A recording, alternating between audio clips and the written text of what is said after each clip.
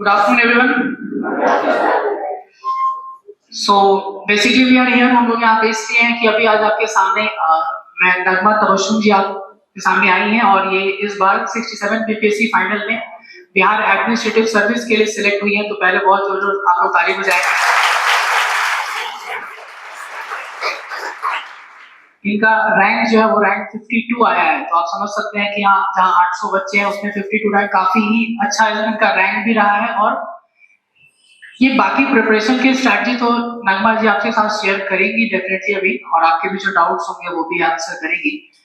लेकिन एक चीज मैं अपनी तरफ से भी यहाँ पे बस ऐड करना चाहूंगा कि सेज ऑल्सो इनके साथ में इनके हस्बैंड बैठे हुए हैं, that means he is married also, and उसके साथ साथ ये प्रिपरेशन, तो जो आप लोग जब समझते हैं कि हम लोग सिर्फ पढ़ना होता है तो भी हम लोग परेशान हो जाते हैं, तो यहाँ पर आप देख सकते हो हाउस होल्ड रिस्पॉन्सिबिलिटीज के साथ साथ प्रिपरेशन करना और इतना अच्छा रैंक सिक्योर करना, तो ये बहुत बड़ा कमेंडेबल अचीवमेंट है। इसलिए एक बार और आप प्लीज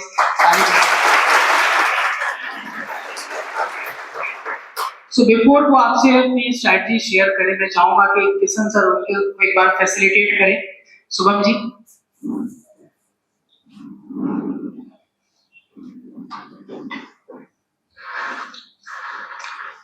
निकाल दीजिए।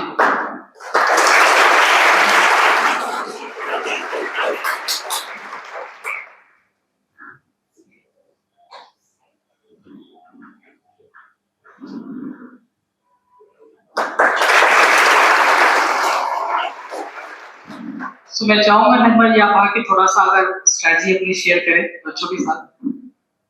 Good afternoon everyone.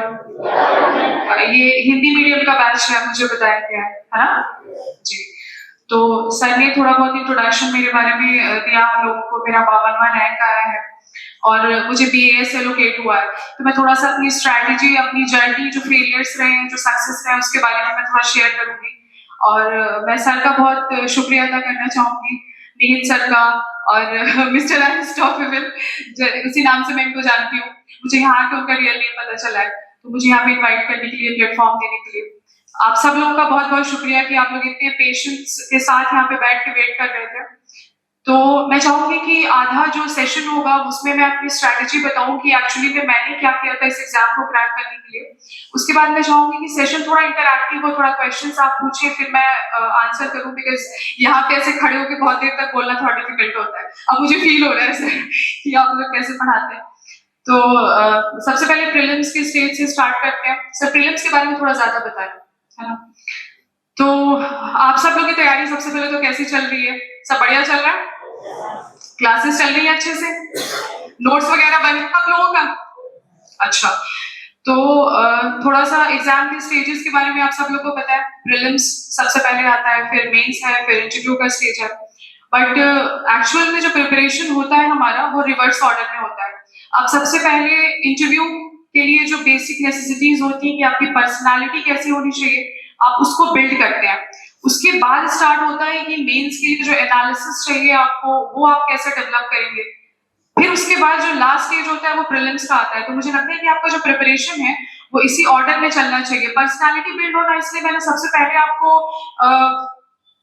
मैंने आपको बताया, बिकॉज पर्सनालिटी बिल्डिंग जो है वो ओवरनाइट प्रोसेस नहीं है। It takes a lot of time, बहुत लंबा ड्यूरेशन लगता है।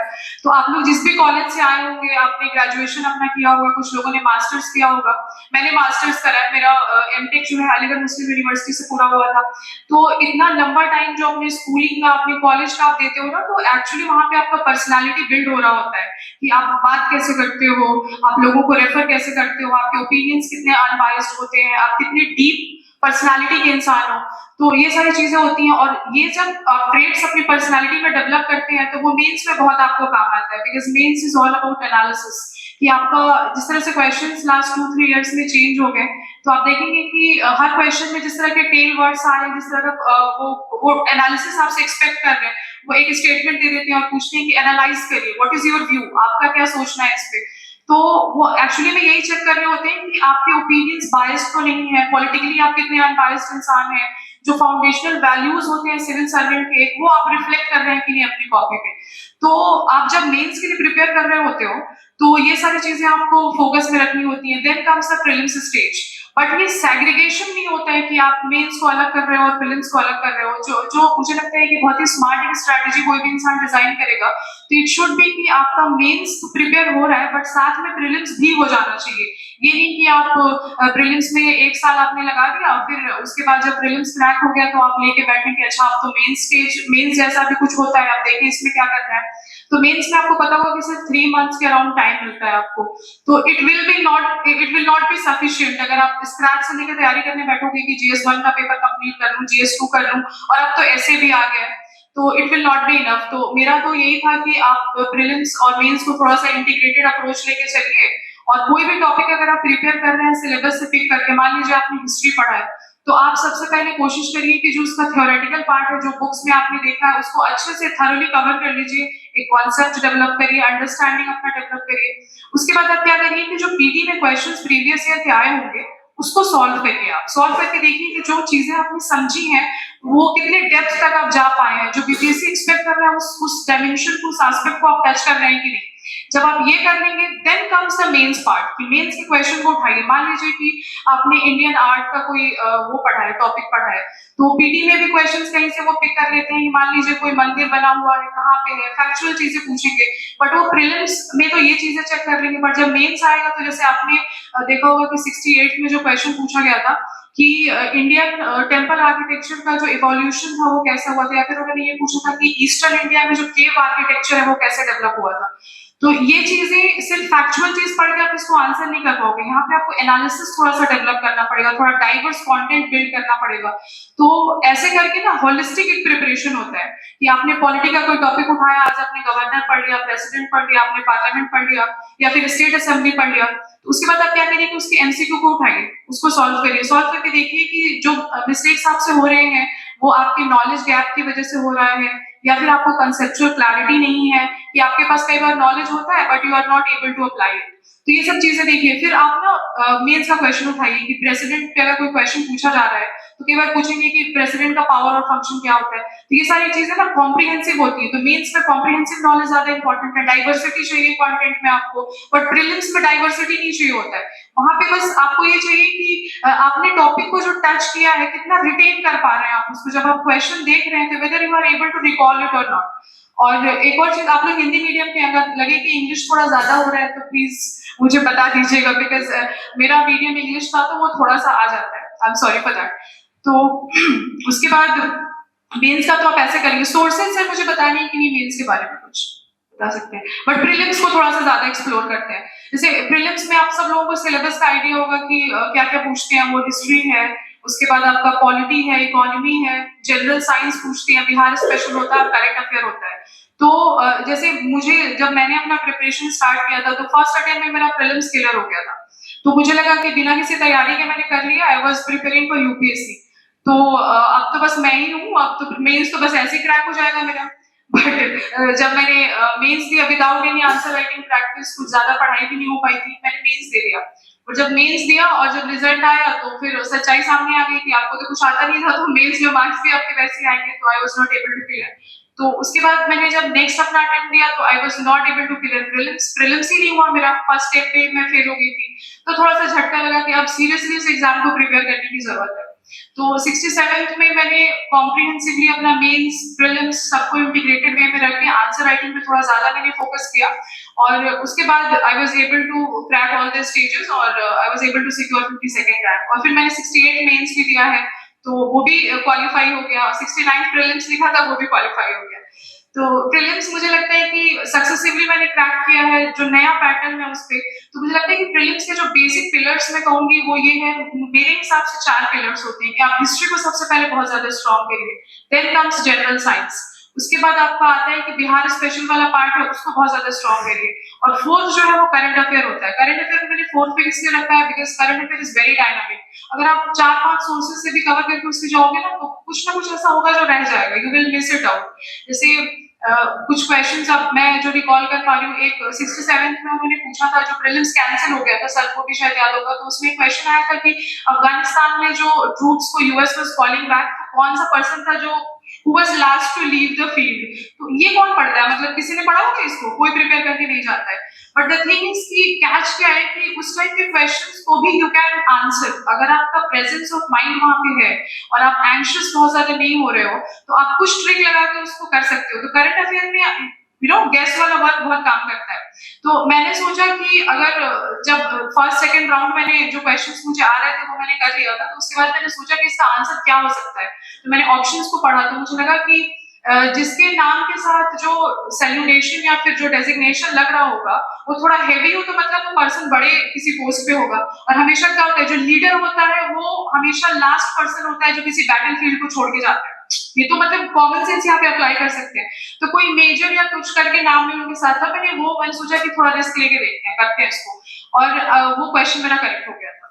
तो प्रीलिम्स यही है कि प्रीलिम्स में आपको वो सिलेबस में भी मेंशन होता है ना कि जनरल जो अवेयरनेस है, एप्टीट्यूड है आपका, वो चेक कर रहे होते हैं वो एमसीक्यू के थ्रू. कि कई बार होता है कि हम लोग 2 ऑप्शन एलिमिनेट कर लेते हैं बट 2 पे आकर रुक जाते हैं. तो वहां पे वो क्या चेक कर रहे होते हैं कि डिलेमा वाले सिचुएशंस को आप कितना बेटर हैंडल करते हो, जहाँ पे आपको क्या लग रहा होगा कि ये रास्ता भी सही दिख रहा है, ये भी सही दिख रहा है, बट वहां पे आपका वो जो ऑफिसर वाली क्वालिटी है वो पिक्चर में आती है कि आप कौन से वाले को पिक करते हैं और वो सही है या नहीं. गट फीलिंग एक होता है कि इंट्यूशन डेवलप हो जाए. वो कब डेवलप होगा, जब आप बहुत ज्यादा मॉक प्रैक्टिस करोगे. अब ये नहीं कि बहुत ज्यादा मतलब है कि रोज 2-4 लगाने बैठ गए तो पूरा दिन ही उसमें चला जाएगा.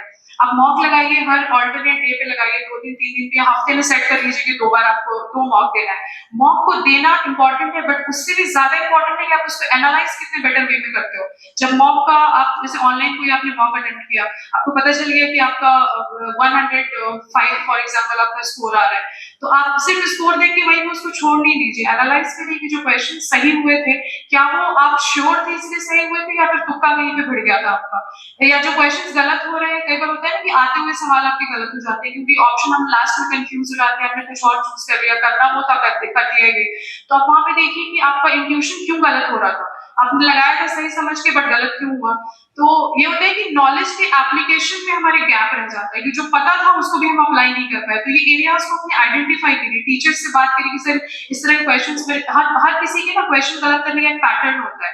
जब आप प्रीलिम्स को देखेंगे, आप ना 5, 6, 10 मॉक जब लगा लेंगे तो you will able to identify कि एक पर्टिकुलर टाइप के क्वेश्चंस होते हैं जिसको आप बार-बार गलत कर रहे होते हैं. जैसे मेरे साथ होता है कि कहीं पे परसेंटेज उन्होंने पूछ दिया कि 10%, 9%, अब तो इतने पर्टिकुलर हो गए कि दे आस्क कि 15.3%, 15.1%. जैसे उन्होंने पूछा था कि अर्बनाइजेशन के रेट के बारे में. तो इस तरह के क्वेश्चंस में मतलब गलती के चांसेस बहुत ज्यादा होते हैं. तो आप ना अपना कंफर्ट जोन उसमें आइडेंटिफाई करिए कि अगर इस तरह का सवाल आते हैं, मेरे बार-बार गलत हो रहा है मॉक में, तो आप उसको मेन एग्जाम में जाके नहीं लगाइएगा. प्लीज उसको रेस्पेक्टफुली उसको छोड़ दीजिए कि क्वेश्चन मेरे लिए नहीं आया था. और जहां पे कुछ टाइप के क्वेश्चंस होते हैं कि कंसेप्चुअली वो हेवी होते हैं बट उसमें गलती के चांसेस कम होते हैं. जैसे मैं आपको एग्जांपल दूं कि जनरल साइंस में जो क्वेश्चंस आते हैं ना, वहां पे गलती का स्कोप बहुत कम होता है बिकॉज़ वो फैक्चुअल चीजें बहुत कम आप पूछ रहे हैं, वो एप्लीकेशन वाला पार्ट पूछ रहे हैं. जैसे एक क्वेश्चन मुझे याद आ रहा है कि लेंस के बारे में उन्होंने पूछा था कि लेंस पे अगर ब्लैक पेंट आप लगा दें और उस पे आप व्हाइट किसी हॉर्स को, शायद ऐसा कुछ था ना, वो देखते हैं. तो वहां पे मतलब ऐसा कुछ बुक में नहीं पढ़ के जाएंगे आप. You will have to apply your knowledge. आप वहां पे बैठ के आपको सोचना पड़ेगा. तो ये जो सोचने का काम है ना, वो एक दिन में मेन आप एग्जाम हॉल में जाके डी-डे अपने डेवलप नहीं करेंगे. वो आपको घर पे या फिर किसी भी मॉक सेंटर पे जाके आप जब कोचिंग सेंटर में एग्जाम देंगे तो उस तरह का फ्रेम ऑफ माइंड डेवलप करिए आप. बिकॉज पहले के टॉपर्स भी, मैंने बहुत सारे टॉपर्स स्टॉक मैंने भी देखा, तो लोग बताते हैं आप ये पढ़ लो, मल्टीपल रिवीजन कर लो और आपका एग्जाम क्रैक हो जाता है. हिस्ट्री रट के चले जाओ, जनरल साइंस को रट लो थोड़ा सा कि यूनिट डायमेंशन पढ़ लिया, जो कन्वेंशनल टॉपिक्स होते हैं. बट अब प्रीलिम्स उसका गेम नहीं रह गया है. Prelims is not all about knowledge. Prelims अब बहुत ट्रिकी होता जा रहा है और आपको नॉलेज से ज्यादा ये इंपॉर्टेंट है कि जो नॉलेज बेस आपका बना है ना, उसको कितना बेटर आप अप्लाई कर रहे हो उस 2 आवर्स के टाइम में. तो बेसिकली जब आप मॉक दो तो सिर्फ ये प्रैक्टिस नहीं करो कि आपने बहुत रट्टा मार दिया और जाके क्वेश्चन एज इट इज आया और मैंने सही कर दिया. आपको सोचो कि जो क्वेश्चंस डिफिकल्ट आ रहे हैं ना, उसको आप कैसे हैंडल कर रहे हो. उस टाइम में वेदर आप कॉन्फिडेंस अपना लूज कर देते हो या फिर आप एक काम माइंड के साथ जो भी नॉलेज है उसको अप्लाई कर पा रहे हैं. कई बार तो ऐसा होगा कि जैसे न्यूज़पेपर्स अगर आप रोज गो थ्रू कर रहे हैं और आप बैठेंगे वहां पे जब मॉक देने के लिए या फिर फाइनल एग्जाम दे रहे होंगे, तो बहुत ही माइन्यूट डिटेल्स और नाम होता है जो कई बार क्लिक कर जाता है ना. तो वो ना, जब आप बहुत कॉन्शियस होके अवेयर होके चीजों को रिवाइज करते हैं अपने और पढ़ते हैं, तो you will be able to recall it. जो एग्जाम का दिन होगा उस दिन दिमाग कहीं से भी ढूंढ के उस चीज को ले आता है. बस वही प्रैक्टिस करना है आपको. ये नहीं करना है बस वो रट्टा मारना और सिलेबस कैसे कवर करना है, कहाँ से पढ़ना है, ये चीजें सर ज्यादा बेटर आपको बताएंगे। बट जो प्रीलिम्स का जो चेंजिंग पैटर्न हो गया उसमें मेरे हिसाब से जो मैंने पिछले 3 प्रीलिम्स दे के जो आइडिया लगाया, मुझे ये लगा कि अब आपको ये नहीं करना है सिर्फ कि रट्टा मार के जाएंगे, लास्ट के 10 दिन में लूसेंट पूरा पढ़ लिया आपने और जाके उसको एज इट इज सॉल्व करके आ गए, अब वो नहीं होगा। PYQs are definitely very important, PYQs आपको करने पड़ेंगे, लेकिन PYQs में बहुत पीछे के करने का भी बहुत बेनिफिट नहीं है। और जो एक बहुत ज्यादा फियर जो डेवलप हो गया है 68 प्रीलिम्स और 69 के बाद, 69 इसमें से किसी ने अभी नहीं दिया होगा, आई एम श्योर, है ना? दिया है आप लोगों ने? कैसा फील हुआ था एग्जाम वाले दिन जब पेपर सामने आया था? क्या था? डीप क्वेश्चंस थे ना, वही एग्जैक्टली।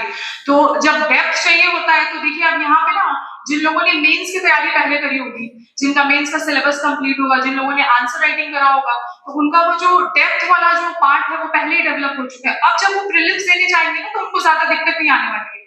जैसे मैं आपको बताऊं अपना कि 69 जब प्रीलिम्स था तो मैंने सिर्फ 8 दिन पढ़ाई करा था मेरा ये इंटरव्यू का भी डेट मेरा आ गया था 9 अक्टूबर को था, तो मैंने सोचा कि जिस दिन 30 सितंबर को था प्रीलिम्स अपना, तो मैंने 29 को मैंने सोचा कि लूसेंट की बुक उठाकर थोड़ा टेबल्स रिवाइज कर लेते हैं हिस्ट्री के, बिकॉज हिस्ट्री मेरा ऑप्शनल था तो वो गलत होता तो थोड़ा दुख होता है।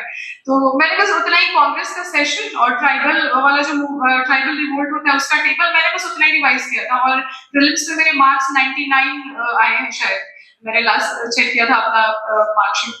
तो आप प्रीलिम्स में यही है कि जब मेंस का प्रिपरेशन और प्रीलिम्स का इंटीग्रेटेड होगा, जब आप अपने नॉलेज को अप्लाई करना सीख जाएंगे, जब आप मॉक्स लगा के अपने वीक एरियाज को फाइंड आउट करेंगे कि ये मेरा वीक पोर्शन है, इसमें मुझे काम ज्यादा करने की जरूरत है, तब कहीं जाके वो डेप्थ आपका डेवलप होगा, तब कहीं जाके वो प्रीलिम्स क्रैक हो पाएगा एक कंफर्टेबल मार्जिन के साथ। और क्या होता है कि प्रीलिम्स अगर आपने मान लीजिए कि आप थोड़ा सा डिलेमा में थे, आपने प्रीलिम्स तैयारी बहुत अच्छी नहीं की, आपने दे दिया और कोचिंग के जो वो कीज आते हैं, आंसर कीज आते हैं, उससे आपने चेक किया, तो आपका स्कोर अगर कहीं ऐसा आ रहा हो कि बिल्कुल मार्जिन पे आप आगे रुके हुए हैं, तो it will destroy your mains preparation, because 1 महीने बाद रिजल्ट आने वाला है। 1 महीने तक आप उससे डिलेमा में टंगे होंगे कि मैं करूं तैयारी या ना करूं, होगा या नहीं होगा। तो ये डिलेमा इस एग्जाम में स्पेशली मेंस की प्रिपरेशन में आपको बता दूं कि डिलेमा का कोई स्कोप नहीं होना चाहिए आपके पास। ये नहीं कि लक्ष्मीकांत पढ़ूं या छोड़ दूं, दूसरी बुक आ गई है मार्केट में उसको उठा लूं, या फिर इकोनॉमी की बहुत सारी, इकोनॉमी का भी एक फियर डेवलप हो रहा है बिकॉज क्वेश्चन ज्यादा आने लगे हैं उससे, कन्वेंशनल टॉपिक से। तो डिलेमा का कभी भी स्कोप नहीं रखे, जैसे डाउट आपके मन में आए कि मुझे ये करना चाहिए या नहीं करना चाहिए, आप कंसल्ट करिए अपने सीनियर्स को, अपने टीचर्स को जहां भी कोचिंग में कर रहे होंगे, और प्लीज जो नोट्स आपको दिए जाते हैं उसको बहुत प्रॉपर्ली रिवाइज कीजिए, बिकॉज कई बार क्या होता है कि पीयर प्रेशर में आके या फिर ऐसा होता है कि सुन लिया कि ये कोचिंग बहुत अच्छा है, जैसे यहाँ पे आपने एडमिशन ले लिया, फिर पता चला कि अच्छा मार्केट में किसी और कोचिंग का बहुत अच्छा नोट्स आया हुआ, चलो उसको भी खरीद लेते हैं, बिकॉज पटना में रह रहे हैं आप लोग, आपके पास लिबर्टी है, हम लोग तो मतलब मैंने कोई कोचिंग नहीं करा है, तो मोतिहारी से मैं हूँ, तो मैंने वहीं पे रह के अपनी तैयारी करी थी, तो मेरे पास ये लिबर्टी नहीं था, पता ही नहीं चलता था कि मार्केट में क्या आया है। तो इन अ वे वो मेरे लिए अच्छा था कि मेरे पास वो डिस्ट्रैक्शन को कट करना मेरे लिए इजी होता था। बट आप लोग पटना में रह रहे हैं, यहाँ पे मार्केट में पूरा रोज दिन पता चलता होगा कि अच्छा आज ये नया मटेरियल आया है, आज ये आया है, तो ये सब नहीं करिए, एटलीस्ट प्रीलिम्स के लिए तो नहीं करिएगा। प्रीलिम्स में रिवीजन इज वेरी इंपॉर्टेंट, जितना ज्यादा रिवाइज करेंगे आपके ना जो डेटा फैक्ट्स फिगर्स आपने पढ़े होंगे ना वो आपके फिंगर टिप पे होना चाहिए। कि ऐसा है कि अगर बिहार स्पेशल का कोई पार्ट है, अगर मैं ऐसे पानी अगर मैं रात के 2 बजे आपको उठा के पूछ दूं कि बिहार का लेंथ और ब्रेड्थ कितना है, आपको याद होना चाहिए एग्जैक्ट फिगर्स, लॉन्गिट्यूड लैटिट्यूड पूछ दूं आपको पता होना चाहिए, वहां पे कोई कंफ्यूजन का स्कोप नहीं होना चाहिए कि 0.1 ज्यादा है 0.2 ज्यादा है, बिकॉज क्वेश्चंस अब जो पिन पॉइंटेड आने लगे हैं ना, वहीं पे एज लेना पड़ेगा आपको। जो इजी क्वेश्चन आपके हिसाब से जो इजी होता होगा कि हिस्ट्री में कोई कांग्रेस का सेशन पूछ दिया कि महात्मा गांधी के बारे में कुछ चीजें आ गई, तो ये तो मतलब हर कोई पढ़ के जा रहा होगा ना, ऐसा कोई सीरियस बंदा नहीं होगा जो इस तरह के टॉपिक्स कन्वेंशनल टॉपिक को छोड़ के जाए, तो वहां पे एज लेने का स्कोप बहुत कम होता है। तो ये जो डिफिकल्ट या फिर कह सकते हैं कि अनकन्वेंशनल जो टॉपिक्स होंगे ना, ये टॉपिक्स होंगे जो आपको मार्क्स दिलाएंगे, जो आपको एक कहते हैं कि जो मार्जिन वाला सिचुएशन है कि बिल्कुल आके आप बॉर्डर पे रुके हुए हैं, बॉर्डर लाइन पे, वहां से आपको वो कंफर्टेबल जोन में लेके जाएगा कि जब आप जिस दिन प्रीलिम्स दे के निकलो एग्जाम हॉल से, आपको पता हो कि you are going to make it, और उसी दिन से एक दिन ब्रेक लेने के बाद अगले दिन से you will be back on your table कि अब आपको मेंस का प्रिपरेशन स्टार्ट कर देना, because mains is a different game all together. वहां पे ये कि लूसेंट रट लिया, टेबल देख लिया, थोड़ा सा गैस मार गया, थोड़ा सा तुक्का बढ़ा लिया, ये सब काम नहीं करने वाला है। मेंस को बहुत ही हॉलिस्टिक, बहुत ही एक कहते हैं कि डाइवर्स टाइप ऑफ प्रिपरेशन चाहिए होता है, फोकस भी होना चाहिए, डाइवर्स कंटेंट भी होना चाहिए, डेप्थ भी चाहिए, मेंस में ये सारी चीजें आपको चाहिए होती है। तो प्रीलिम्स मैं कहूंगी कि सबसे पहले सिक्योर करिए आप अपना पीटी। जब तक सिक्योर नहीं होगा it will hamper your mains preparation. PT secure नहीं होगा, आप उसी में भिड़े रहेंगे, और जब एक बार हम लोग पीटी में फेल कर जाते हैं तो हमारा माइंडसेट ऐसा होता है कि अगली बार तो अपना मतलब 200% देके प्रीलिम्स से निकालना है हमें। वो अलग बात है कि जब निकाल के आएंगे और मेंस का पेपर आएगा तो पता चलेगा कि इसका क्या ही फायदा था यार, बस रिश्तेदारों को बताने के लिए था, कह रहे पीटी में तो मेरा क्लियर हो गया। सुनते बच्चे क्या करते हैं कि पीटी का रिजल्ट आता है तो अपने रोल नंबर को हाईलाइट करके और उसको स्टेटस पे डाल देते हैं, टेलीग्राम पे डालते हैं। उसका कोई बेनिफिट नहीं है, बिकॉज जब तक मेंस क्रैक नहीं करेंगे, आप इंटरव्यू में अच्छे नंबर नहीं लेके आएंगे, स्कोर आपका फाइनल लिस्ट में आपका नाम नहीं आएगा, उसका क्या ही फायदा है, कितने भी पीटी क्रैक कर लो आप, it does not make any sense. तो पीटी को इस तरह से आप हैंडल करिए। पीटी का जो मैंने बेसिक पिलर्स आपको बताया कि जो कन्वेंशनल एरिया है डेफिनेटली उसमें आपको गलती का स्कोप रखना ही नहीं है, बिल्कुल वो क्राइम है वहां पे गलती करना, कि आप हिस्ट्री में कांग्रेस के सेशन में मिस्टेक कर दिया आपने, गांधी जी के कोई क्वेश्चन आया वो गलत हो गया आपका, कोई बुक राजेंद्र प्रसाद की कोई बुक पूछ दिया उन्होंने, इस तरह की चीजें बिल्कुल रटी हुई होनी चाहिए आपको। यहाँ पे रट्टा डेफिनेटली काम आता है, हिस्ट्री में तो आते ही आता है। उसके बाद जनरल साइंस है, थोड़ा सा अप्लाइड हो गया है, अब उसमें चीजें वो एप्लीकेशन बेस्ड ज्यादा पूछ रहे हैं, बट ऐसा नहीं है कि जो पुराने फैक्चुअल क्वेश्चंस आते थे वो आने बंद हो गए, वो भी आ रहे हैं। तो बजाय इसके कि आप फियर क्रिएट करो कि अरे अब तो प्रीलिम्स तो क्रैक ही नहीं होगा, यूपीएससी के स्टैंडर्ड का हो गया है और हमारा तो स्कोप ही नहीं है, आप उसको बिल्कुल ऐसे लेके बैठ जाओ कि हमसे नहीं होने वाला, ऐसा नहीं है। जो कन्वेंशनल टॉपिक्स है वो भी आ रहे हैं, बट हाँ there is a changing trend कि अब कुछ नया कर रहे हैं वो लोग की, अलग अलग टाइप के क्वेश्चंस डाल रहे हैं, तो उसको भी आप थोड़ा सा ग्रास्प करने की कोशिश करिए। 69th और 68th वाले प्रीलिम्स पेपर को लेके बैठिए, क्लोजली एनालाइज करिए। मुझे लगता है कि क्लासरूम में भी ऑफ कोर्स टीचर्स कराते होंगे उसको, तो आप उसके ट्रेंड को पकड़ने की कोशिश करिए। प्रीलिम्स में ये बहुत ज्यादा इंपॉर्टेंट है। तो मुझे लगता है कि आप करंट अफेयर, सर ने कहा था कि थोड़ा सा बताने को कि मैंने कैसे हैंडल किया था करंट अफेयर के क्वेश्चंस को। तो करंट अफेयर अगर मैं कन्वेंशनली जाऊं कि आपको क्या करना होता है, तो स्टैंडर्ड अप्रोच तो यही है कि you have to read newspapers, जो मुझे पता है आप लोगों में से कोई नहीं करता होगा, बिकॉज नोबडी रीड्स न्यूज़पेपर, है ना, वो तो मजा ही नहीं आता पढ़ने में, बस लास्ट वाला पेज देख लो, स्पोर्ट्स पे क्या चल रहा है, थोड़ा सा कुछ मूवीज का आया होता है वो देख लेते हैं, बट वो पढ़ने में इंटरेस्ट नहीं होता एडिटोरियल और ये सब में। और थोड़ा यहाँ पे करंट उस तरह से नहीं आता जैसे यूपीएससी में पूछते हैं, यहाँ पे करंट वाले टॉपिक्स फैक्चुअल नेचर के होते हैं, बहुत रैंडम क्वेश्चंस आने लगे हैं अब। तो यहाँ पे कोचिंग का जो मटेरियल होता है that will help you out, यहाँ पे आपको हेल्प, बिकॉज वो लोग देयर इज अ टीम जो लगा होता है इसी में कि करंट का जो कंटेंट है वो क्यूरेट करना है आपके लिए, तो आप वो काम अपने सर पे लेके क्यों करेंगे, ये इसका कोई मतलब नहीं बनता कि आप वहाँ पे टाइम वेस्ट करो। तो किसी भी अच्छे 2 कोचिंग मटेरियल का आप कोचिंग इंस्टीट्यूट का मटेरियल लीजिए, जैसे मार्केट में जो भी अभी हो कि वो ट्रेंड को ग्रास्प कर पा रहे हैं जो लोग, वो लीजिए, उसको थरोली बिल्कुल अच्छे से पेज बाय पेज अच्छे से पढ़ाई करिए, और वो ऐसा नहीं कि ब्लाइंडली सारे पेजेस पढ़े जा रहे हैं। अब करंट अफेयर में भी जो पीवाईक्यूज होते हैं ना उसको भी देखने की कोशिश करिए कि अगर बीपीएससी ने ये क्वेश्चन पूछा तो ये क्यों पूछा, उस टाइम क्या न्यूज में था, ये अगर न्यूज में था तो मतलब किस टाइप से रिलेटेड था हमारे एग्जाम के सिलेबस को लेके। तो उस तरह से उसके ट्रेंड को जब आप पकड़ेंगे और उस रिवीजन आपका फोकस ज्यादा हो जाएगा, तो वो करिए। और एमसीक्यूज लगाया करिए जो आपके मॉक में आते हैं। और प्रयास मैंने ज्वाइन किया था, जो इसका परफेक्शन आई, इसका मुझे लगता है कि फ्लैगशिप एक वो बन गया है मार्केट में, तो वो बहुत ज्यादा हेल्पफुल था, बिकॉज ऑफलाइन में जब आप जाके देते हैं टेस्ट तो वहाँ पे जो एंजाइटी कैसे आप हैंडल करते हो, कई बार होता है कि बहुत सारे स्टूडेंट्स होते हैं उनका ओएमआर ही गलत हो जाता है, आपने बुकलेट में अलग टिक किया था और फिल करने में अलग हो गया, तो ये सारे मिस्टेक्स तो प्लीज नहीं करिएगा, बिकॉज वो आपका जो चांस है ना उसको हैम्पर कर सकता है, 1 साल वेट करना पड़ेगा दोबारा प्रीलिम्स देने के लिए। तो ऑफलाइन पे किसी सेंटर पे जाके मॉक ज्वाइन कर लीजिए, बहुत अच्छे से उसको दीजिए, और वहां पे जो करंट अफेयर के क्वेश्चंस आते हैं ना, मल्टीपल मॉक्स को देखिए, जैसे और भी आपके स्टूडेंट्स आपके जो फ्रेंड्स होंगे वो दे रहे होंगे, उनका भी मॉक पेपर लेके और आप देखिए कि करंट पे क्या क्वेश्चंस वो पूछ रहे हैं, बिकॉज करंट का कोई ऐसा फिक्स नहीं होता कि यहीं से सवाल आएगा और यहाँ से नहीं आएगा। तो करंट में आप देखिए कि बाकी कोचिंग वाले भी क्या कर रहे हैं, मार्केट में और क्या चल रहा है, कोई ऑनलाइन सोर्स होगा, यूट्यूब पे होगा, थोड़ा सा उसको ना अपने सोर्सेज को डाइवर्स करना पड़ेगा आपको, और वहां से जो भी डिफरेंट क्वेश्चन मिले कि यहाँ पे अगर मान लीजिए कि G20 के बारे में कुछ अलग पूछ लिया, किसी कोचिंग इंस्टीट्यूट ने कुछ और पूछा होगा, नोटिंग इट डाउन, आप अपने नोट्स में जहां भी आपने करा कुछ नया मिलता है उसको नोट डाउन करते जाइए। और इस तरह से जब आप सोचिए कि एग्जाम से 2 दिन पहले को जो नोटेड डाउन कंटेंट आपके पास होगा, एक नोट्स प्रिपेयर हो जाएगा 10-15 पेजेस से ज्यादा नहीं, करंट हो गया, या फिर कोई भी आप जब टेस्ट सीरीज देंगे, कोई भी आपका पेपर होगा, उसमें कुछ क्वेश्चंस पक्का ऐसे होंगे जो नए होंगे, जो आपने पहले कभी अपने टेस्ट में नहीं लगाया होगा, उस क्वेश्चंस को, उस डायमेंशन को, उस टॉपिक के अंदर, आप उसको नोट कर लीजिए। नोट करके जब आप पीटी देने जा रहे हो ना, तो उसको रिवाइज करके जाइए। जब आप 20, 30, 25 से जितना भी आपका मन हो, जब आप वॉक लगा के और नोट्स आपका जो प्रिपेयर होगा ना, प्लस सीवाईक्यू को देखिए। जैसे मान लीजिए मुझे याद है फिजिक्स में एक टॉपिक था कि वाटर वेपर में बहुत डिफरेंट टाइप के क्वेश्चंस पूछते हैं। वाटर के वॉल्यूम को लेके, उसके कितने डिग्री सेल्सियस पे वेपराइज होता है, कंडेंसेशन कितने डिग्री पे होता है, इस टाइप के क्वेश्चंस। तो मैंने क्या किया था, एक पेज पे वाटर मैंने लिखा था, जितना भी रिलेटेड उससे फैक्ट पूर्वावलोकन जो घटना चक्र का आता है, किसी और थीसिस में पूछा गया हो या बीपीएससी ने पूछा है या फिर परफेक्शन का मैंने प्रयास दिया उसमें उन लोगों ने पूछा, मैंने उसको एक जगह एक पेज भी नहीं दिया था, शायद मुझे लगता है कि वो हाफ पेज में खत्म हो गया था। और उससे हर बार 2 या 3 क्वेश्चन अगर नहीं भी डायरेक्टली आ रहा है तो लिंक होके आएगा उससे। इस तरह से पीवाईक्यू उसको पिक करके और आप प्रिपेयर करिए। और अगर नोट्स नहीं भी बनाना हो तो मैं कहूँगी, अगर पूर्वावलोकन आप लोगों ने पढ़ा होगा, शायद हिस्ट्री के लिए पढ़ते होंगे, जनरल साइंस के लिए, तो उसी के साइड में कहीं पे नोट कर लीजिए उसको, कि जब आप पीटी देने जा रहे हो तो आप उसको एक बार स्कैन करके जाएं। और वो नोट्स इतना हेल्पफुल होगा सिर्फ इसी अटेम्प्ट के लिए नहीं, बिकॉज हो सकता है कि अनफॉर्चुनेटली अगर आप ये वाले अटेम्प्ट में क्लियर ना कर पाए और अगर आपको नेक्स्ट पीटी देना पड़ जाए, तब भी वो notes will be very helpful, कि आपको बस एक बार स्कैन करना होगा और आपको मॉक देना होगा, दैट्स इट। तो this is all about prelims preparation, कि प्रीलिम्स को आप ऐसे इफेक्टिवली हैंडल कर सकते हैं। और करंट का मैंने बताया कि नहीं कि मेरे सोर्सेज क्या थे, नहीं बताया मैंने वो सॉरी।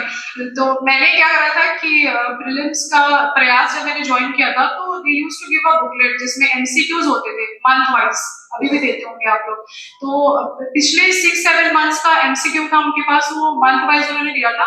और एक और पीवी का शायद एक आता है, बुकलेट आती है पतली सी, वो मैंने लिया था। और एक बिहार स्पेशल के लिए मैंने लिया था। तो ये 3 सोर्सेज थे मेरे। और I used to read newspapers, because मैंने द हिंदू पिछले 3 साल से मैं रेगुलरली पढ़ रही हूँ, तो न्यूज़पेपर का भी थोड़ा सा था। बट न्यूज़पेपर मुझे लगता था कि वहां पे हेल्पफुल होता था जहाँ पे रैंडम चीजें पूछी जाती थी। जैसे 69 में भी 2-3 रैंडम क्वेश्चंस, बहुत मैनहट्टन प्रोजेक्ट आया था एक, आप लोगों ने देखा होगा। तो न्यूज़पेपर से थोड़ा भी अगर आपने टच रखा है, थोड़ा बहुत करंट से आप अपडेटेड रहेंगे, तो वो चीजें आप सॉल्व कर लेंगे। न्यूज़पेपर बहुत हेल्पफुल होता है, मेंस में तो स्पेशली बहुत ज्यादा होगा, बट प्रीलिम्स में भी वो आपको बहुत रिटर्न देगा जब करंट में कुछ क्वेश्चन ऐसा आ गया जो बाकी को नहीं पता है। बिकॉज 90% जनता ना न्यूज़पेपर नहीं पढ़ के जाती है। वो मतलब जैसे आपको जो करने का मन ना करे ना, वो समझ लीजिएगा बाकी भी नहीं कर रहे हैं, बस वही थोड़ा सा ज्यादा कर लेना है। जिस दिन जो मन ना कर रहा है ना, वो कर लिया ना आपको। जैसे मान लीजिए कि कोई टॉपिक बहुत उसमें फोर्स हो गया, या फिर ऐसा साउंड वाला टॉपिक है, कभी कभी कुछ टॉपिक्स बहुत कॉम्प्लेक्स विस्कोसिटी पे है, वो कोई नहीं पढ़ता दूसरे, उसको मैंने भी काट दिया था शुरू में। तो सेकंड प्रीलिम्स में मैंने उसको रिवाइज किया और वहां से क्वेश्चन भी थोड़ा सा लिंक करके कुछ आया था। तो वो टॉपिक्स या फिर वो एरिया सिलेबस का जो आपको लगे कि डिफिकल्ट है, बाकी लोग करके नहीं जा रहे हैं, आप करके जाएंगे, you will get an extra edge. वो आपको अलग से 1-2 नंबर पक्का आपके बढ़वा देगा वो। तो यही करना सीखिए कि जब आप सिलेबस को कंप्लीट कर रही हो, आपने कंफर्ट जोन डेवलप कर लिया है, तो आप क्या करिए, पुश योर लिमिट्स, अपने लिमिट से बाहर जाइए। उस क्वेश्चंस को भी देखिए जो बाकी लोग सही करके नहीं जा रहे हैं। और जब इस तरह से आप करेंगे ना, तो विल स्कोर 120 मार्क्स। और आप सरप्राइजिंग नहीं होगा कि आप इस वाले प्रीलिम्स में भी you can score 120 marks very well. Because मैंने एक दिन अगर प्रिपेयर करके 99 मेरे आए थे, और आपने 3-4 महीने अगर लग की तैयारी करी है, तो ऑफकोर्स 110-120 आराम से आप स्कोर कर सकते हैं। तो और कोई अगर प्रीलिम्स के रिगार्डिंग कोई और क्वेश्चन हो तो आप उस पूछ लीजिए, then I will move on to mains. कितना अच्छा समझा दिया मैंने, क्वेश्चन ही नहीं है। नहीं, नोट्स मैंने नहीं बनाया। नोट्स मैंने जैसे कोई editorial, G20 was very much in use, और 68 से पहले, और 67 के टाइम नहीं, 67 के टाइम तो मैंने ये नहीं करा। 68 में मैंने कहा था कि बेसिक स्ट्रक्चर पे बहुत ज्यादा कुछ न्यूज में चल रहा था। तो ऑल्दो वो हम लोग स्टैटिक कवर करते हैं लक्ष्मीकांत से, बट कुछ नया अगर सुप्रीम कोर्ट का केस आ गया है, कुछ किसी कॉन्स्टिट्यूशनल एक्सपर्ट ने कुछ बातें बोली है, तो थोड़ा सा ना उसको बुक में ही जाके ज्यादा नोट्स बना के कॉम्प्लिकेट नहीं करना है चीजों को, बिकॉज पॉलिटी के नोट्स तो वैसे भी हम लोग नहीं बनाते। तो थोड़ा सा उसको ई नोट्स, या फिर आपके पास बुक है उसमें मार्जिन में आप लिख लीजिए, या फिर स्टिकी नोट लगा के बस वो केस का नाम, थोड़ा सा फैक्चुअल कुछ आ गया कि वैल्यू एडिशन करे वो आपके लिए। वैसे डेली वाला नोट्स मैंने नहीं बनाया। एडिटोरियल से कहीं पे लगता था कि कुछ वैल्यू एडिशन आया हुआ है, तो उसको अपनी कॉपी में कहीं पे जाके नोट कर लिया, या फिर ई नोट में लिख लिया, तो बस ऐसे ही रहता था। डेली वाले नोट्स पीटी में मैंने because I was preparing for UPSC, तो इकोनॉमी मैंने हॉलिस्टिकली कवर किया था। बट मुझे लगता है कि जिन्होंने यूपीएससी नहीं भी करा है, उनको मैक्रो इकोनॉमिक्स की बुक आती है 12th क्लास की, 12th की है शायद, है ना, वो आपको पढ़नी पड़ेगी, बिकॉज अब जिस तरह के क्वेश्चन आ रहे हैं ना, या फिर इकोनॉमी में आप देखिएगा लास्ट 2-3 इयर्स के क्वेश्चन वो टर्म उठा के पूछ लेते हैं, या फिर इकोनॉमिक सर्वे में कुछ ऐसा आया होता है उसका डेटा पूछ लेते हैं, फैक्ट फिगर, वो सारी चीजें मेंस के लिए मैंने इकोनॉमिक सर्वे का नोट्स ये मैं बता दूं आपको थोड़ा एम्फसाइज करके, economic survey is very very important. Economic survey और बजट आपको you have to do it, because वो प्रीलिम्स में भी क्वेश्चंस वहां से आए होंगे और मेंस में तो आपको इतना ज्यादा हेल्प करेगा जीएस2 में अच्छा स्कोर करने के लिए। तो इकोनॉमी के लिए वही सोच रखिए कि आप वो बुक एकदम पतली सी एक बुक है एनसीईआरटी है रेड कलर की मैक्रो इकोनॉमी की, वो पढ़िए और साथ में इकोनॉमिक सर्वे और बजट का या तो समरी पढ़ लीजिए, और अगर टाइम है आपके पास कि आप थोड़ा और कॉम्प्रिहेंसिव कवरेज चाह रहे हैं तो पूरा डॉक्यूमेंट जो है उसको गो थ्रू कर लीजिए, दैट विल बी इनफ। दूसरा डाउट है कि इस बार में साइंस पे बहुत सारे क्वेश्चन आए हैं जो साइंस बैकग्राउंड के नहीं है, या फिर तो नॉर्मल तो डाटा पढ़ने हम लोग जाते थे कि हाँ पढ़ लिए डेटा साइंस और हो गया, तो फिर मैम उसके लिए मुझे क्या करना चाहिए कि मैं साइंस टेक के भी क्वेश्चन को सॉल्व कर पाऊँ? ऐसा नहीं कि सिर्फ मैं बायो फिजिक्स और केमिस्ट्री पढ़ के जाऊं और फिर वो क्वेश्चन सॉल्व ही ना हो। तो मैंने बताया था कि साइंस में जो क्वेश्चंस आ रहे हैं पहले फैक्चुअल चीजें पूछते थे, सेल को किसने डिस्कवर किया, न्यूक्लियस किसने डिस्कवर किया, तो वो पहले बच्चों वाली चीजें पूछते थे। अब वो they have moved a step beyond, अब वो थोड़ा सा कॉम्प्लेक्स कर दिया उन्होंने, कॉम्प्लेक्स क्या एनालिटिकल कर दिया उन्होंने। तो Lucent definitely you will be reading it, Lucent तो आपको पढ़ना ही पड़ेगा।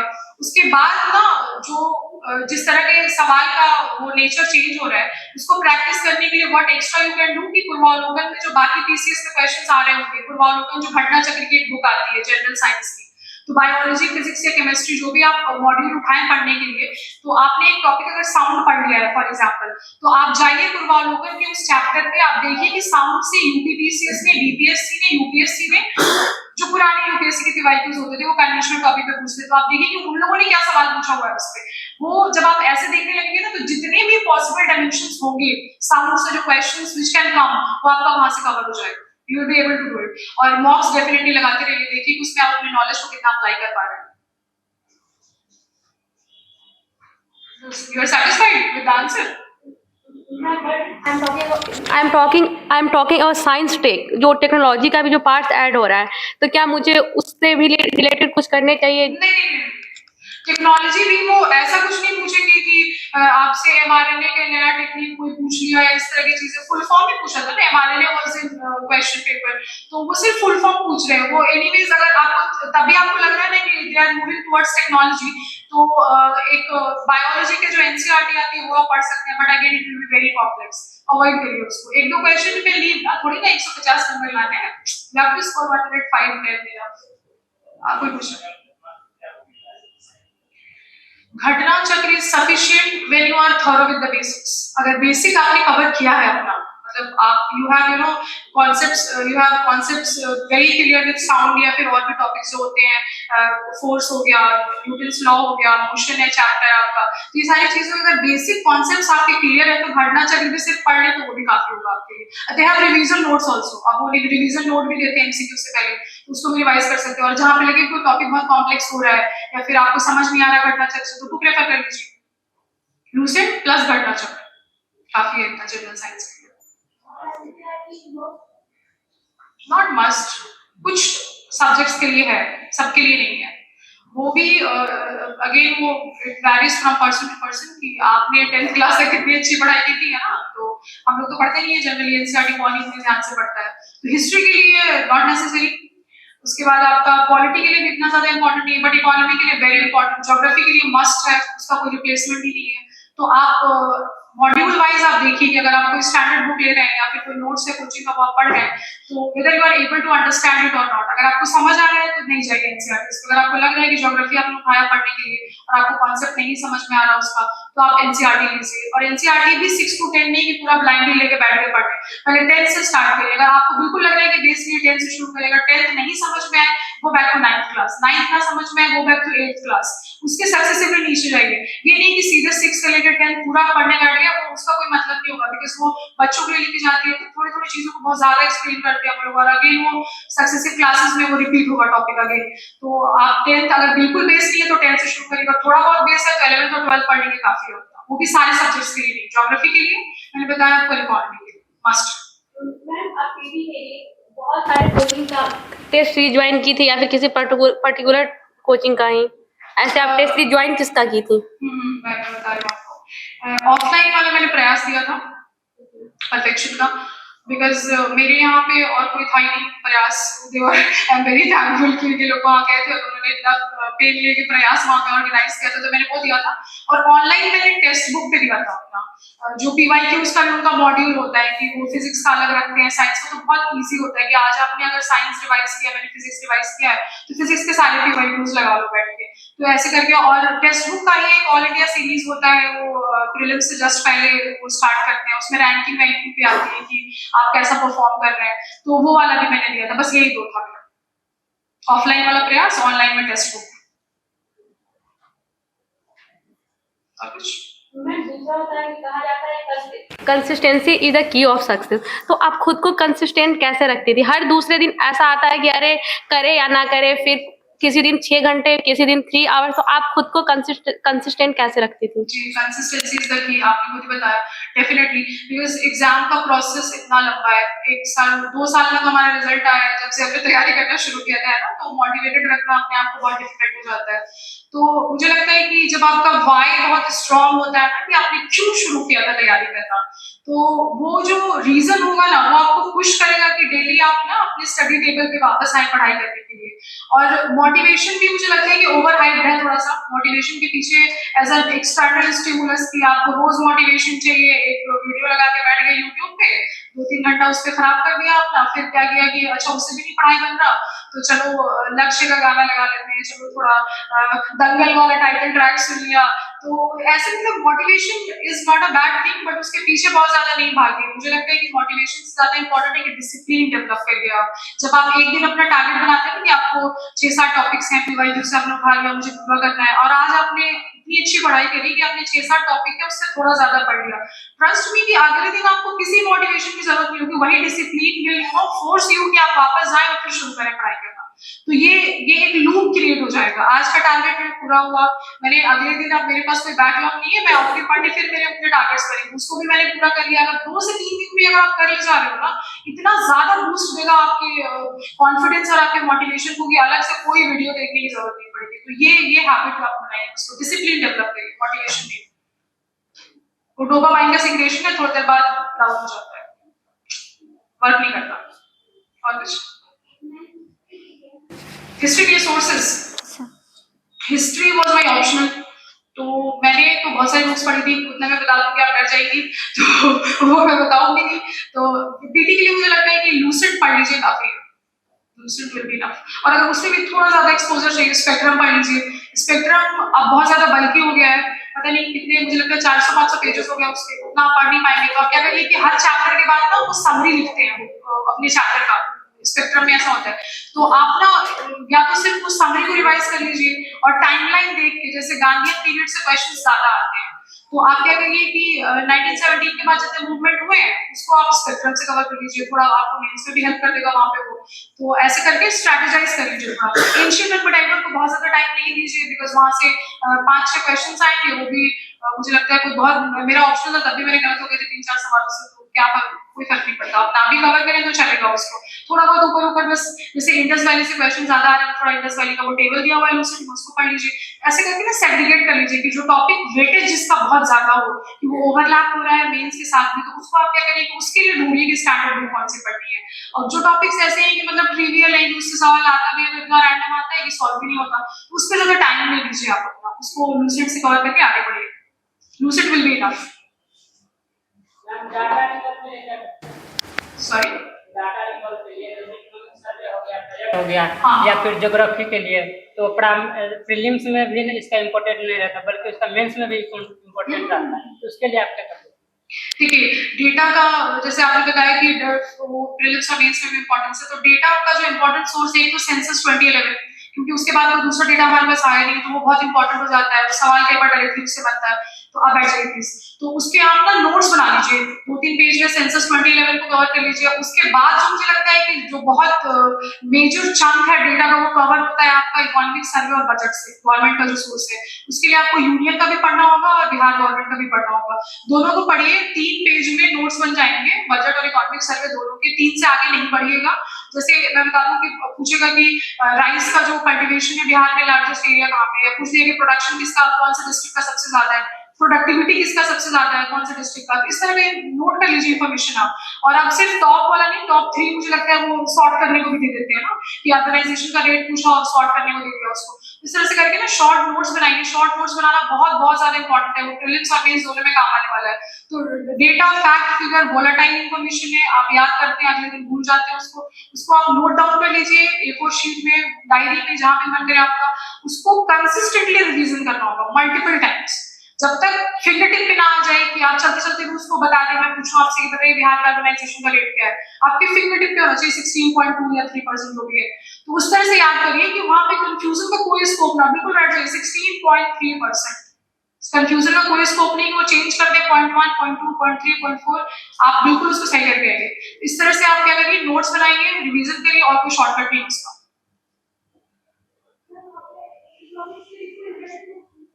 जी मैंने बताया माइक्रो इकोनॉमी जो एनसीईआरटी आती है, बस कोई स्टार्ट बिहार स्पेशल, सॉरी बताया मैंने ना, रिपीट करके।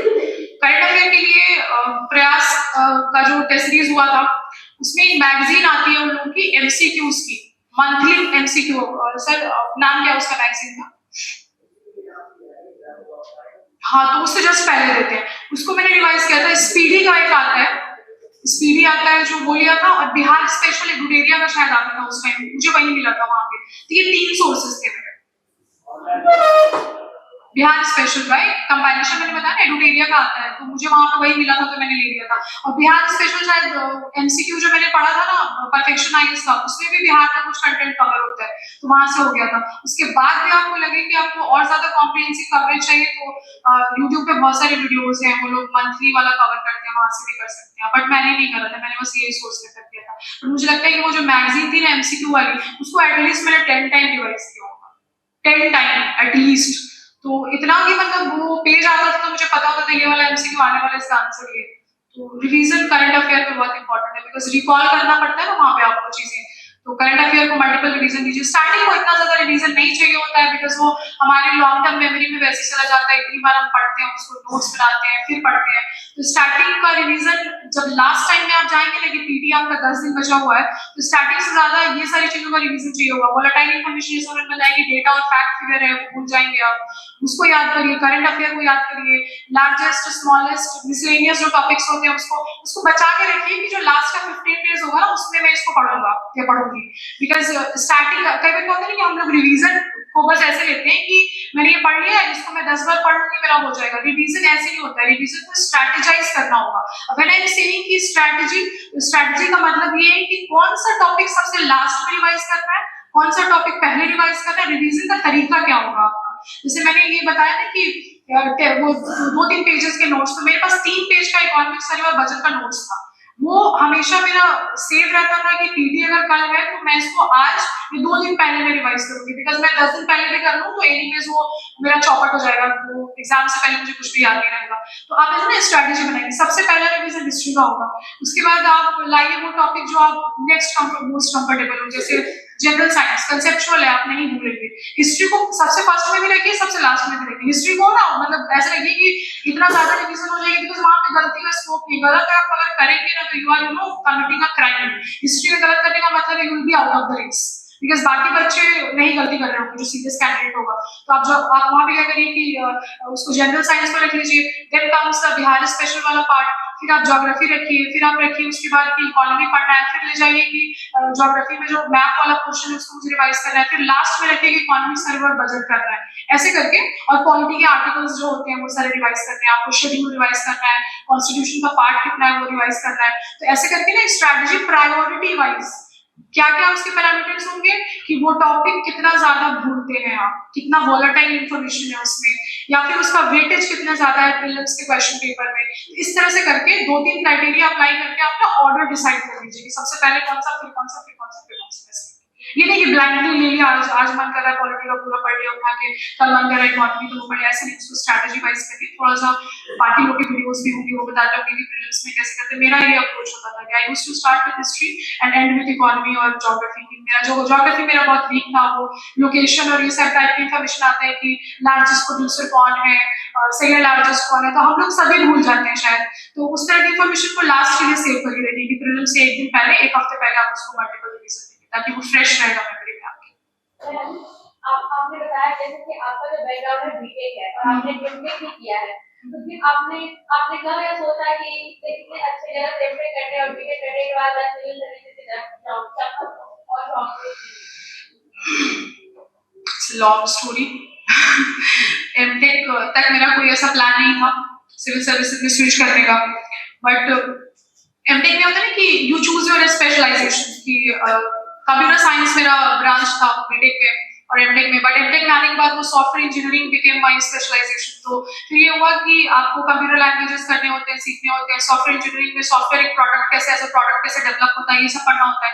तो मुझे उसमें पढ़ के बहुत कुछ इंट्रीगिंग नहीं लग रहा था। लग रहा था कि अगर मैं आज से 10 साल बाद सोचूं कि what I will be doing, तो यही इमेजिन हो पा रहा था कि एक लैपटॉप लेके कोने में बैठे कोडिंग कर रहे हैं लाइक अ नॉर्ड।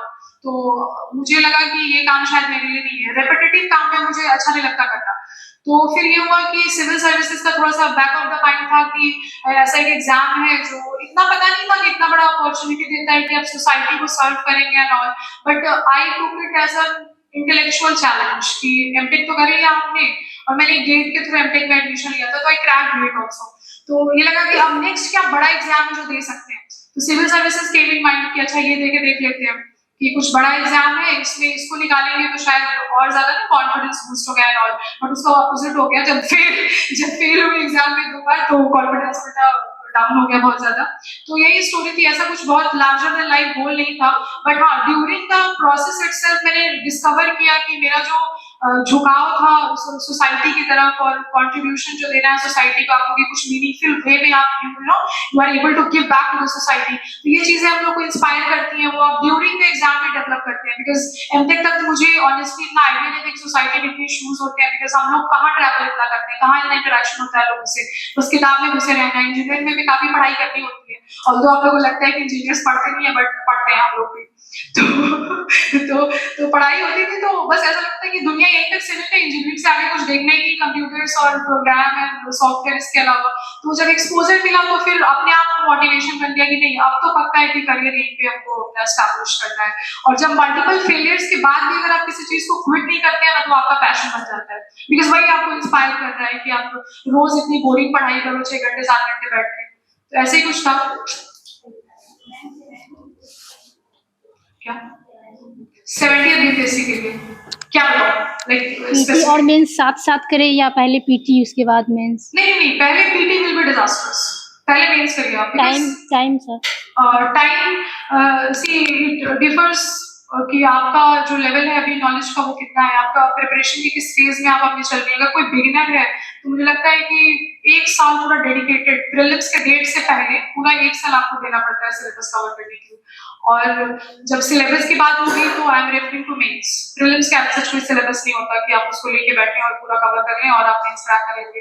तो mains is called main exam for a reason, है ना, वो मेन है, वही मुख्य परीक्षा है आपकी। पीटी तो बस एक आपको मेंस का हॉल टिकट दिलाता है, तो आपका पूरा फोकस हमेशा मेंस पे ही होना चाहिए। तो आप अपनी पढ़ाई भी वहीं से शुरू करेंगे, और जैसे जो मॉड्यूल्स आपके मेंस में आते हैं, जैसे हिस्ट्री आपने मेंस के लिए पढ़ा है, आपने इकोनॉमी पढ़ा, आपने ज्योग्राफी पढ़ा, वही चीजें यहाँ भी आ रही होती है प्रीलिम्स में। बस ये कि प्रीलिम्स में वो आपके पर्सनालिटी का डिफरेंट एस्पेक्ट चेक कर रहे होते हैं, मेंस में अलग कर रहे होते हैं। तो जब पीटी नजदीक आ जाए, लगे कि 2-3 महीना रह गया है, तो पूरा सोल फोकस अपना शिफ्ट कर लीजिए पीटी की तरफ। बट उसके पहले आप दोनों को इंटीग्रेटेड वे में लेके रखेंगे। आप वीकेंड पे अपना टाइम डिवाइड कर लीजिए कि हर वीक पे मॉक टेस्ट आपका प्रीलिम्स को लगाना है, हर 15 डेज पे आपको आंसर राइटिंग करना है कि एक पूरा पेपर लीजिए या हाफ पेपर 1.5 आवर का। जैसे पॉलिटी आपका कंप्लीट हो गया तो पूरे पॉलिटी का एक क्वेश्चन पेपर लेके बैठ जाइए उसको लिखने के लिए, उसको कंप्लीट कर लीजिए। और मीनवाइल बीच में एमसीक्यूज भी आप उसको प्रैक्टिस करते रहिए। ऐसे करके आप इंटीग्रेटेड वे में आप दोनों को एक साथ तैयार कर सकते हैं। ऐसा नहीं सोचेगा कि प्रीलिम्स कर लिया और जब मेंस आएगा तो देख लेंगे मेंस को भी, तो फिर वो भी दिखा देगा एग्जाम हॉल में जिस तरह के क्वेश्चंस आने लगे आजकल, तो ऐसा नहीं करेंगे आप। हाँ, mains I am coming to mains, prelims का डाउट्स क्लियर हो जाए उसके बाद।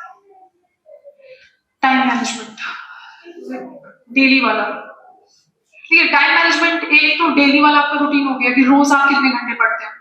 उसके बाद इंट्रा सेगमेंट एक होता है, इंटर सेगमेंट और इंट्रा सेगमेंट। इंटर सेगमेंट जब मैं कह रही हूँ तो मैं मतलब है कि डिफरेंट जो सब्जेक्ट्स है उसके बीच में आप टाइम अपने कैसे लोकेट करते हो, है ना, कि हिस्ट्री आपको रिवाइज करना है, पॉलिटी करना है, इकोनॉमी करना है, ज्योग्राफी करना है, उसके बाद उसमें भी टॉपिक्स जो है उसको कितना टाइम आप दे रहे हो।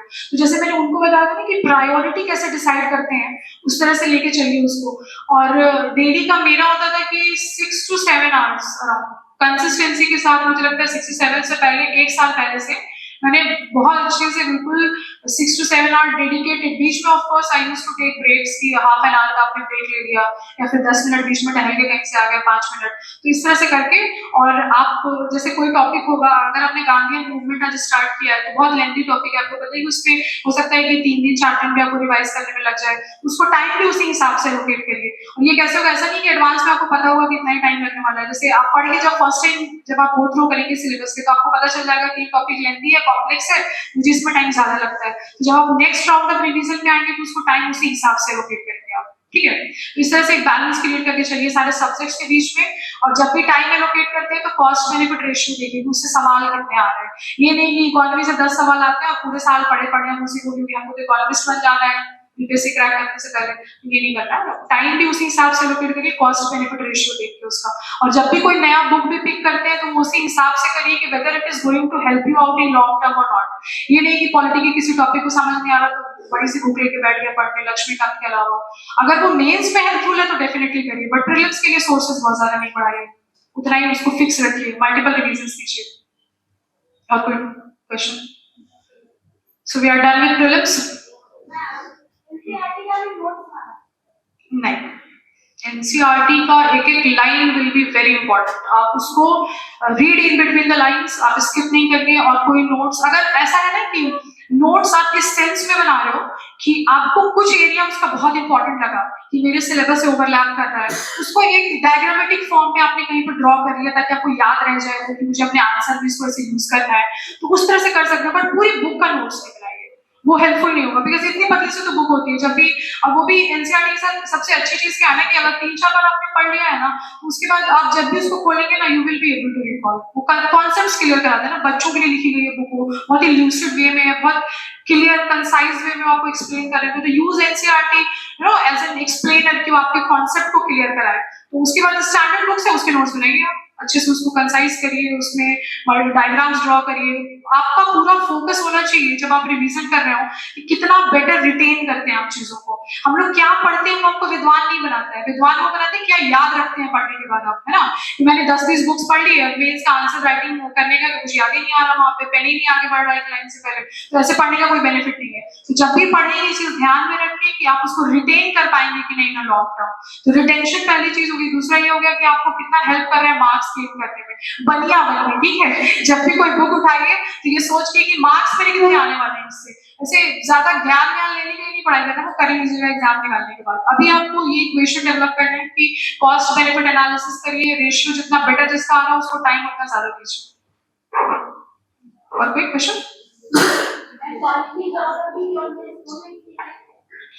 लक्ष्मीकांत डेफिनेटली पीटी और मेंस के लिए। देखिए मैंने इंटीग्रेटेड वाला मैंने बताया ना आपको अप्रोच, तो पूरा लक्ष्मीकांत नहीं पढ़ना होगा आपको। मुझे लगता है कि 20 या 22 चैप्टर्स अराउंड है स्टार्टिंग वाले, जो बहुत इंपॉर्टेंट है हमारे सिलेबस के हिसाब से। तो सिलेबस को देख के ना आप देखिए कितना ओवरलैपिंग उससे उतने कोई कवर करिए, वो पीटी में भी डेफिनेटली हेल्प करेगा आपको।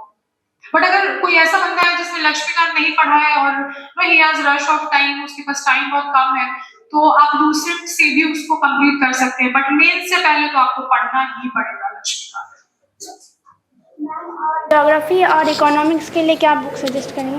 बुक्स ज्योग्राफी के लिए मैंने एनसीईआरटी पढ़ा था 11th और 12th क्लास की, और साथ में जो एटलस होता है ना, वो स्टूडेंट एटलस कौन से ऑक्सफोर्ड के आती है एग्जैक्टली, तो ओरिएंट ब्लैक स्वान का मेरे पास था शायद, तो वो वहां से मैंने वो जो न्यूज में जो रह रहा हो, कोई प्लेस अगर न्यूज में आ रहा है या फिर माउंटेन कहाँ पे कौन सा है, इस तरह का मिसलेनियस इन्फॉर्मेशन, तो वो लूसेंट में वो टेबल उन्होंने बहुत अच्छे से बना के दिया है। तो वो टेबल देखिएगा, जैसे कोई वोल्केनो है उसका कौन सा लोकेशन है, कौन सी कंट्री में है, वो कॉन्टिनेंट पूछ लिया कभी उन्होंने, तो लूसेंट में उसको पढ़िए। Geography is important. अब जो क्वेश्चन जैसे उन्होंने क्या पूछा था, Indian Ocean dipole in 68 mains, तो वो कन्वेंशनल क्लाइमेटोलॉजी और ये सबको भी आप टच करने लगे, तो you will have to be very cautious कि आप मेंस लिखने जाए तो ज्योग्राफी आप अपना करके जाइए, इंडियन ज्योग्राफी मॉनसून पढ़ के जाइए, El Nino La Nina is very much in news, मुझे लग रहा है 70th में गोइंग टू आस्क इट, तो वो सारे टॉपिक्स भी आप पढ़ने पड़ेंगे। पहले तो काम चल जाता था, बट अब मैं कहूंगी कि you will have to read NCERT, चारों एनसीईआरटी पढ़ लीजिए, वो कंसेप्चुअल क्लैरिटी देगा। इकोनॉमी में भी जो ह्यूमन ज्योग्राफी है, it will help you out in writing economy questions also, और उसके बाद आपको एटलस बहुत ही थॉरोली रेफर करना पड़ेगा। तो यही सोर्सेज रखिए आप। इकोनॉमी के लिए मैंने बता दिया था, जो वो एनसीईआरटी मैक्रो इकोनॉमी की जो आती है वो मैंने पढ़ा था, इकोनॉमिक सर्वे और बजट, दैट्स ऑल।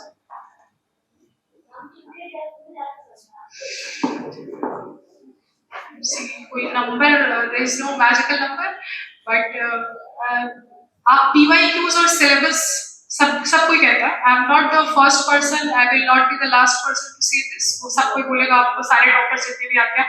तो सिलेबस आपको क्या करता है कि आपका विड्थ कितना है वो डिसाइड करता है, बट जब आप पीवाईक्यूज देखते हैं ना, वो डिसाइड करता है कि उसकी गहराई कितनी है, किसने डेप्थ तक जाना है आपको। अगर मैं पूछ लूं कि नेशनलिज्म एक टॉपिक है मॉडर्न इंडिया में, तो आपने नेशनलिज्म के बारे में थोड़ा बहुत लिया, इंडियन नेशनल कांग्रेस आप टॉपिक पढ़ रहे हैं, तो आपको बस ये टॉपिक मिल गया कि इंडिया में जो नेशनलिज्म का राइज हुआ था वो हुआ था, कुछ ऐसा टॉपिक अगर मान लीजिए सिलेबस में है, बट वो कैसे पता चलेगा कितना ज्यादा पढ़ना है। वो आप पीवाईक्यू उठाए तो मैंने पूछा कि इंडियन नेशनलिज्म के कौन से फैक्टर्स थे that give rise to the nationalism in India, तो आपको पता चलेगा अच्छा मुझे इसके फैक्टर्स भी पढ़ने हैं, है ना। फिर वो पूछने की कि इवोल्यूशन कैसे हुआ, या फिर कौन से लीडर्स थे जिन्होंने कंट्रीब्यूट किया, कौन से ऑर्गेनाइजेशंस थे। तो अब एक टॉपिक है, बट देखिए डायमेंशंस कितने निकल गए इससे, फैक्टर्स जिसने उसको उदय का कारण बना नेशनलिज्म के, कौन से लीडर्स थे जिन्होंने कंट्रीब्यूट किया, कौन से इंस्टीट्यूशंस थे जिन्होंने कंट्रीब्यूट किया, तो इस तरह से करके। या फिर वो पूछ सकते हैं कि इंडियन नेशनल कांग्रेस का जो बर्थ था उसको लेकर बहुत सारी थ्योरीज, वो पूछ देंगे कि क्या ये नेचुरल कल्मिनेशन था इंडियन नेशनलिज्म का, या फिर ऊपर से थोपा हुआ कुछ ऐसा था कि ब्रिटिश ने, ऐसा कोई कॉन्स्पिरेसी थ्योरी है उसको लेके कि ब्रिटिश ने एक सेफ्टी वाल्व बना दिया था कि उसके थ्रू उन्हें पता चले। तो आपको डेप्थ वहीं से पता चलेगा पीवाईक्यूज को देख के। तो नोट्स भी हम ऐसे बनाते हैं ना कि हमने टॉपिक उठा लिया, फिर हमने वहां से जाके देखा कि अच्छा ये टॉपिक्स है जिसको ये लोग फैक्टर्स है जिसको टच कर रहे हैं, डायमेंशन है, तो वो डायमेंशन वहां पे लिखिए और उसको फिर स्टैंडर्ड बुक से ढूंढ के कंटेंट वहां पे लिखिए, ये आपके कॉम्प्रिहेंसिव नोट्स बनेंगे ऐसे। बट अगेन ये मेंस का टॉपिक है, अब मुझे दोबारा फिर रिपीट ही करना पड़ेगा।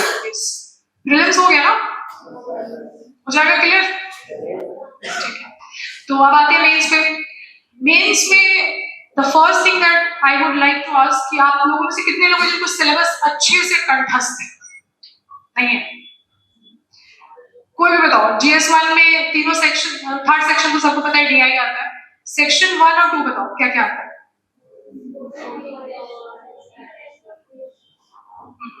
Section 2 national international events. GS2 बताओ।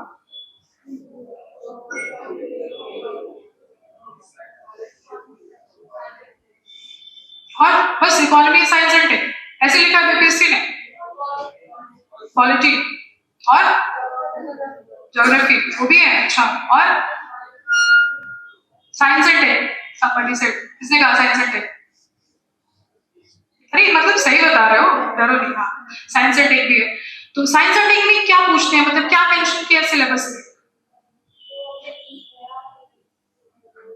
और देखिए यही तो ना, मतलब हम सब लोग ये काम करते हैं, नोबडी रीड्स सिलेबस, जैसे न्यूज़पेपर। जो इंपॉर्टेंट चीजें होती है ना वो हैबिट है हमारा, मतलब स्वैग है ना, स्टूडेंट है क्यों करेंगे, जो टीचर कह रहा है वो छोड़ के बाकी सब कर लेना है, यूट्यूब पे जाके वीडियोस देख ले रहे हैं स्ट्रेटेजी के, और 10-12 मटेरियल कलेक्ट कर लेना है वैल्यू एडिशन के नाम पे, बट वो नहीं करना जो जरूरी है। तो सिलेबस सबसे पहले तो आप लोग आज जाके एक्सरसाइज करिएगा कि एक जो वो वर्ड मेंशन करा था सिलेबस में, जहाँ पे वो लिखते हैं ना कि साइंस एंड टेक्नोलॉजी, वो आप जाके पढ़िएगा, उन्होंने मेंशन किया होगा कि कैसे बिहार के डेवलपमेंट में कंट्रीब्यूट करेगा, उसका इम्पैक्ट क्या होगा। वो साइंस एंड टेक जब बोल रहे हैं तो वो ये नहीं पूछ रहे हैं कि जेनेटिक इंजीनियरिंग कैसे काम करता है, नैनो टेक्नोलॉजी का प्रोसेस क्या होता है, वो कभी नहीं पूछते। वो पूछते हैं कि एग्रीकल्चर में कैसे नैनो टेक्नोलॉजी हेल्प करेगा, बायोटेक्नोलॉजी अगर आए तो ह्यूमन हेल्थ पे क्या इम्पैक्ट होगा, बिहार के डेवलपमेंट में कैसे कंट्रीब्यूट करेगा, वो डिजास्टर मैनेजमेंट में क्या यूज है, जीआईएस टेक्नोलॉजी जो आया उसका, तो इस तरह रिमोट सेंसिंग का क्या यूज है। तो वो कभी साइंस एंड टेक जब वो बोल रहे हैं तो वो ये नहीं कह रहे हैं कि आप उसके पूरे प्रोसेस को पढ़ के बैठ जाओ, वो ये कह रहे हैं कि उसका इम्पैक्ट क्या होगा। और एक और कीवर्ड वो मेंशन करते हैं कि जब भी साइंस एंड टेक्नोलॉजी में कोई नया इन्वेंशन हो रहा है, कुछ नया आ रहा है, तो जब वो किसी कॉमनली अवेयर जो इंसान है, जनरल अवेयरनेस जिसके अंदर है, उसको वो कितना इंट्रीग कर रहा है, वही वो चेक कर रहे होते हैं आपसे। ऐसा कुछ मेंशन करते हैं ना सर सिलेबस में वो, कि जो ग्रेजुएट है, कि आप पढ़े लिखे हो ना, ग्रेजुएट मानते हैं, वो स्नातक होना चाहिए आपको, तो उस इंसान को अगर साइंस एंड टेक में कोई नया इनोवेशन चल रहा है तो मुझे कितना इंट्रीग कर रहा है कि एआई में क्या चल रहा है, अच्छा एआई के बारे में इतनी सारी बात चल रही है, चैट जीपीटी आ गई, ये सब हो गया, तो आप लोगों को कितना पता है, जैसे आप क्यूरियस हो उसके बारे में जानना चाहोगे, अच्छा एआई आया है तो मेरी लाइफ में इससे क्या चेंज होने वाला है ना, तो ये चीजें वो जानना चाहते हैं, जिसको जनरली हम मिस कर देते हैं। तो आपको इतना वो नहीं करना है कि साइंटिस्ट बन जाना है, साइंस एंड टेक पढ़ते पढ़ते, करना क्या है कि बस वो इम्पैक्ट क्या क्रिएट कर रहा है सोसाइटी पे, इकोनॉमी पे, इन्वायरमेंट पे, ये सारी चीजों की जो जनरल इम्पैक्ट है उसको पढ़ना होता है। तो ये जब तक सिलेबस नहीं पढ़ेंगे कैसे पता चलेगा कि डिमांड क्या है एग्जाम का, और जब सिलेबस आपको समझ आ जाए कि ये टॉपिक्स वो पूछ रहे हैं, देन कम्स अ पीवाईक्यू, कि पीवाईक्यू उठाइए, फिर देखिए कि नैनो टेक्नोलॉजी में क्या सवाल पूछा, उन्होंने पूछा कि एग्रीकल्चर में कैसे हेल्प कर रहा है, बिहार की इकोनॉमी में कैसे हेल्प करेगा, डेमोग्राफी हमारा है उसको जॉब दिलाने में हेल्प कर रहा है, तो इकोनॉमी हमारा ग्रोथ हो रहा है, इंडस्ट्रियल डेवलपमेंट में कैसे हेल्प कर रहा है, सोलर एनर्जी है, ग्रीन एनर्जी में क्या नया टेक्नोलॉजी चल रहा है। तो ये सारी चीजें आपको तभी समझ में आएंगी जब आप you have gone through the syllabus और पीवाईक्यू, उस पे अच्छा ग्रिप है आपका, अच्छा होल्ड है आपका। तो आप आज सबसे पहले यही करेंगे, आप GS1 GS2, ऑल तो मुझे पता है कि आपको टॉपिक्स पता है कि इकोनॉमी ज्योग्राफी बता रहे हैं आप लोग ना, तो इतना ही पता है मुझे लगता है, उसके डेप्थ में जाके पढ़िए कि वो टॉपिक क्या मेंशन कर रहा है। तो GS1 से शुरू करते हैं, सेक्शन 1 से इंडियन आर्ट है, मॉडर्न हिस्ट्री है, और बिहार स्पेसिफिक जो टॉपिक्स हैं कि गांधी नेहरू टैगोर के बारे में पूछते हैं वो लोग कि इंडियन नेशनल मूवमेंट में उनका क्या कंट्रीब्यूशन था। तो ये सारे topics I will tell you the sources one by one कि मैंने क्या रेफर करा था। तो सेक्शन 1 के लिए जैसे क्वेश्चंस 68 के बाद आने लगे हैं, 68 से आने लगे हैं, सॉरी बात कभी आई नहीं है, तो उसको हम लोग विल कीप इन माइंड कि उस तरह के क्वेश्चंस को हम लोग कैसे एड्रेस करेंगे। ठीक है, मैंने कैसे एड्रेस किया था, because I have written 68 mains also. तो इंडियन आर्ट के लिए एक बुक आती है, इंट्रोडक्शन टू फाइन आर्ट्स, ठीक है, वो क्लास 12th की बुक है, शायद 11th या 12th की है सर, 11th की बुक है, इंट्रोडक्शन टू इंडियन आर्ट्स, वो फाइन आर्ट की बुक है, उसको आप पढ़ेंगे एनसीईआरटी, बिकॉज वो जो केव आर्किटेक्चर है, टेंपल आर्किटेक्चर है, इस तरह के सवाल आप वहीं से उसको आप टैकल कर सकते हैं। बाकी वो रेगुलर जो सोर्सेज हम लोग पहले से पढ़ते आ रहे हैं वहाँ पे ये नहीं दिया हुआ है, तो ये करेंगे। बाकी जो आप प्रीलिम्स में जो आपने रेफर किया हुआ सोर्स अपना मॉडर्न हिस्ट्री पढ़ने के लिए, अगर आपने स्पेक्ट्रम पढ़ी, अगर आपने लूसेंट पढ़ी है, तो लूसेंट से तो मैं नहीं कहूँगी कि आप आंसर लिख पाएंगे, स्पेक्ट्रम अगर आपने पढ़ी है तो will be definitely able to answer it. और जो नए नए टॉपिक्स जो आ गए हैं, नेशनलिज्म आ गया है, ये सब जो पहले नहीं पूछते थे वो लोग, अगेन हिस्ट्री में मुझे लगता है कि आपने अपने आप को रेस्ट्रिक्ट रखिए कि जितना पीवाईक्यू उन्होंने पूछा है ना अभी तक, उसी के मल्टीपल डायमेंशंस को जो अलग अलग तरीके से वो पूछ रहे होंगे उसको माइंड में रख के एक नोट्स ना कॉम्प्रिहेंसिव से तैयार कर लीजिए। Section 1 you will not be able to do it without notes. Let me make it very clear कि अगर जब तक आप नोट्स नहीं लिख रहे हो ना हिस्ट्री के, आप अच्छे से उसको आंसर नहीं कर पाओगे, बिकॉज हिस्ट्री में सभी को एक लेवल तक कंटेंट पता होता है, हर सीरीज बच्चा पढ़ के जाता है, तो आप उसमें क्या नया लिखेंगे कि आपको अच्छे से मार्क्स मिले, डायग्राम्स बनाएंगे आप कुछ मैप ड्रॉ करेंगे, इस तरह की चीजें करेंगे, तो जब तक आप नोट्स में रिफाइनमेंट नहीं लाएंगे ना, वो चीज आपके आंसर राइटिंग में रिफ्लेक्ट नहीं होगा। अगर किसी आंसर में मुझे 22, 24, 26 तक मार्क्स आ रहे हैं, तो इसका मतलब कि मेरा जो नोट्स है ना वो बहुत अच्छा लिखा हुआ है, बहुत ऑर्गेनाइज्ड वे में लिखा हुआ है, तो वो सेम चीज रिफ्लेक्ट होता है आपके आंसर कॉपी पे। वो मल्टीपल टाइम्स आप नोट्स को रिफाइन करते हैं, रीस्ट्रक्चर करते हैं, फिर आप उसको जाके वहां पे लिखते हैं, तभी वो रिफ्लेक्ट होगा, वो फ्लो आपके आंसर में। मेंस का जो आंसर राइटिंग है ना, इट्स अ वेरी ऐसा नहीं है कि आपने रट लिया जाके लिख दिया और वो हो जाएगा, वो बहुत ही एक ना, you will have to trust the process, एक प्रोसेस है जिसके थ्रू वो होता है। आप कंटेंट को पढ़ते हैं, आप समझते हैं, नोट्स लिखते हैं, नोट्स को मल्टीपल टाइम रिवाइज करते हैं, रीस्ट्रक्चर करते हैं, then you know go and write the answer. अब हम लोग को क्या होता है कि जब हम लोग बिगिनर होते हैं तो अंडर द पीयर प्रेशर, या टीचर्स भी कहते होंगे कि आपको आंसर राइटिंग करना है, तो एक रश होता है, तो आप लेके बैठ जाइए आंसर राइटिंग करने के लिए। बट कितने लोग हैं जो अभी तक बहुत अच्छा आंसर राइटिंग, मतलब ऐसा कि आपने पूरा टेस्ट लिख लिया हो, कितने लोगों ने लिखा है यहाँ से? किसी ने नहीं लिखा मेंस का टेस्ट अभी तक? वाह यार, टेस्ट होते हैं? आप कंफर्टेबल हो लिखने में वीकेंड वाले टेस्ट में?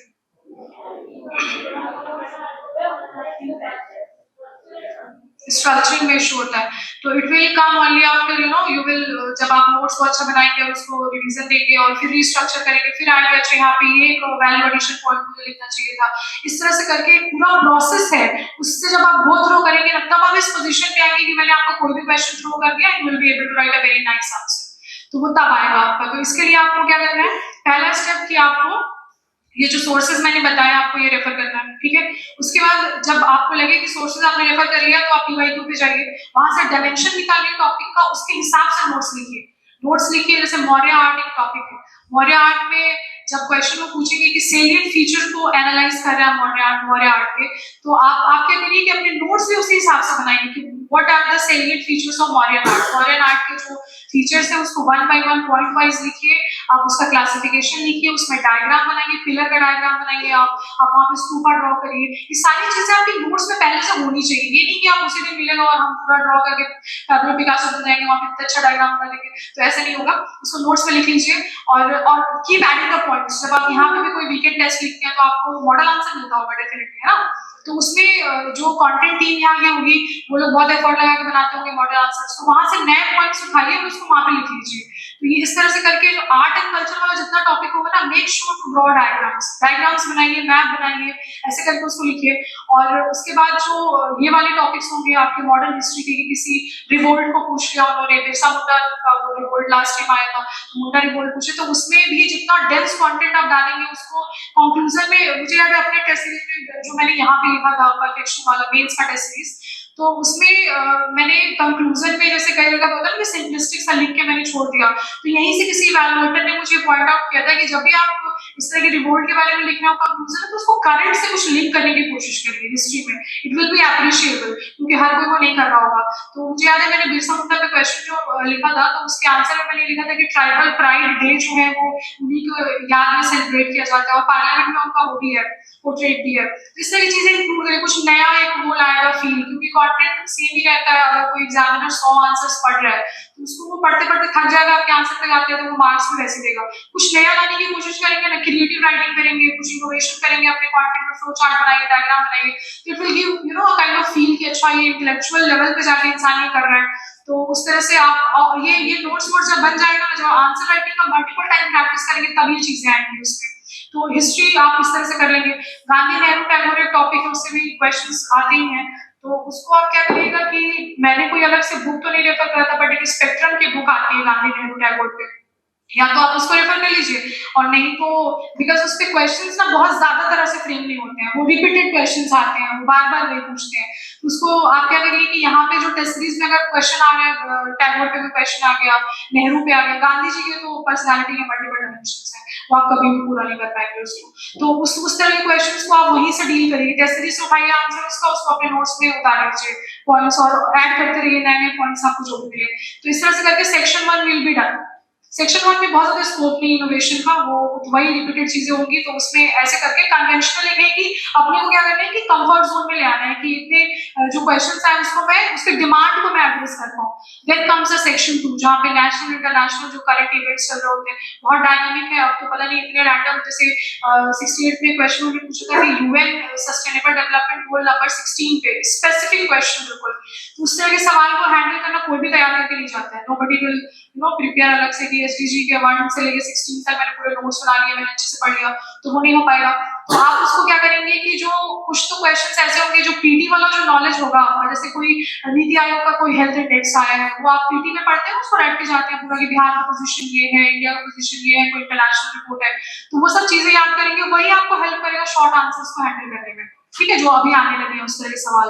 तो आप क्या करिए कि जब लिखते हैं किसी मेंस के टेस्ट सीरीज को, टेस्ट पेपर को, तो आप उन क्वेश्चंस पे फोकस करिए कि जो आपको आता नहीं था उसको आपने कैसे डील किया। जो आता है वो तो लिख ही लेंगे ऑफ कोर्स, वहां पे बस ये होगा कि आपको कंटेंट रिप्रोड्यूस करना होगा जाके, बट करंट अफेयर में ये नहीं होगा, कई बार ऐसे सवाल आ जाएंगे जो आपको पता ही नहीं होगा कि इसका आंसर क्या होगा, उसको भी डील करने की कोशिश करिए। कुछ कीवर्ड एक्सट्रैक्ट करिए वहां से, देखिए कि what extra you can write, कुछ लिंकेज इंटर लिंकेजेस क्रिएट करिए, कंटेक्चुअलाइज करिए अपनी इंफॉर्मेशन को, उस तरह से करके लिखिए।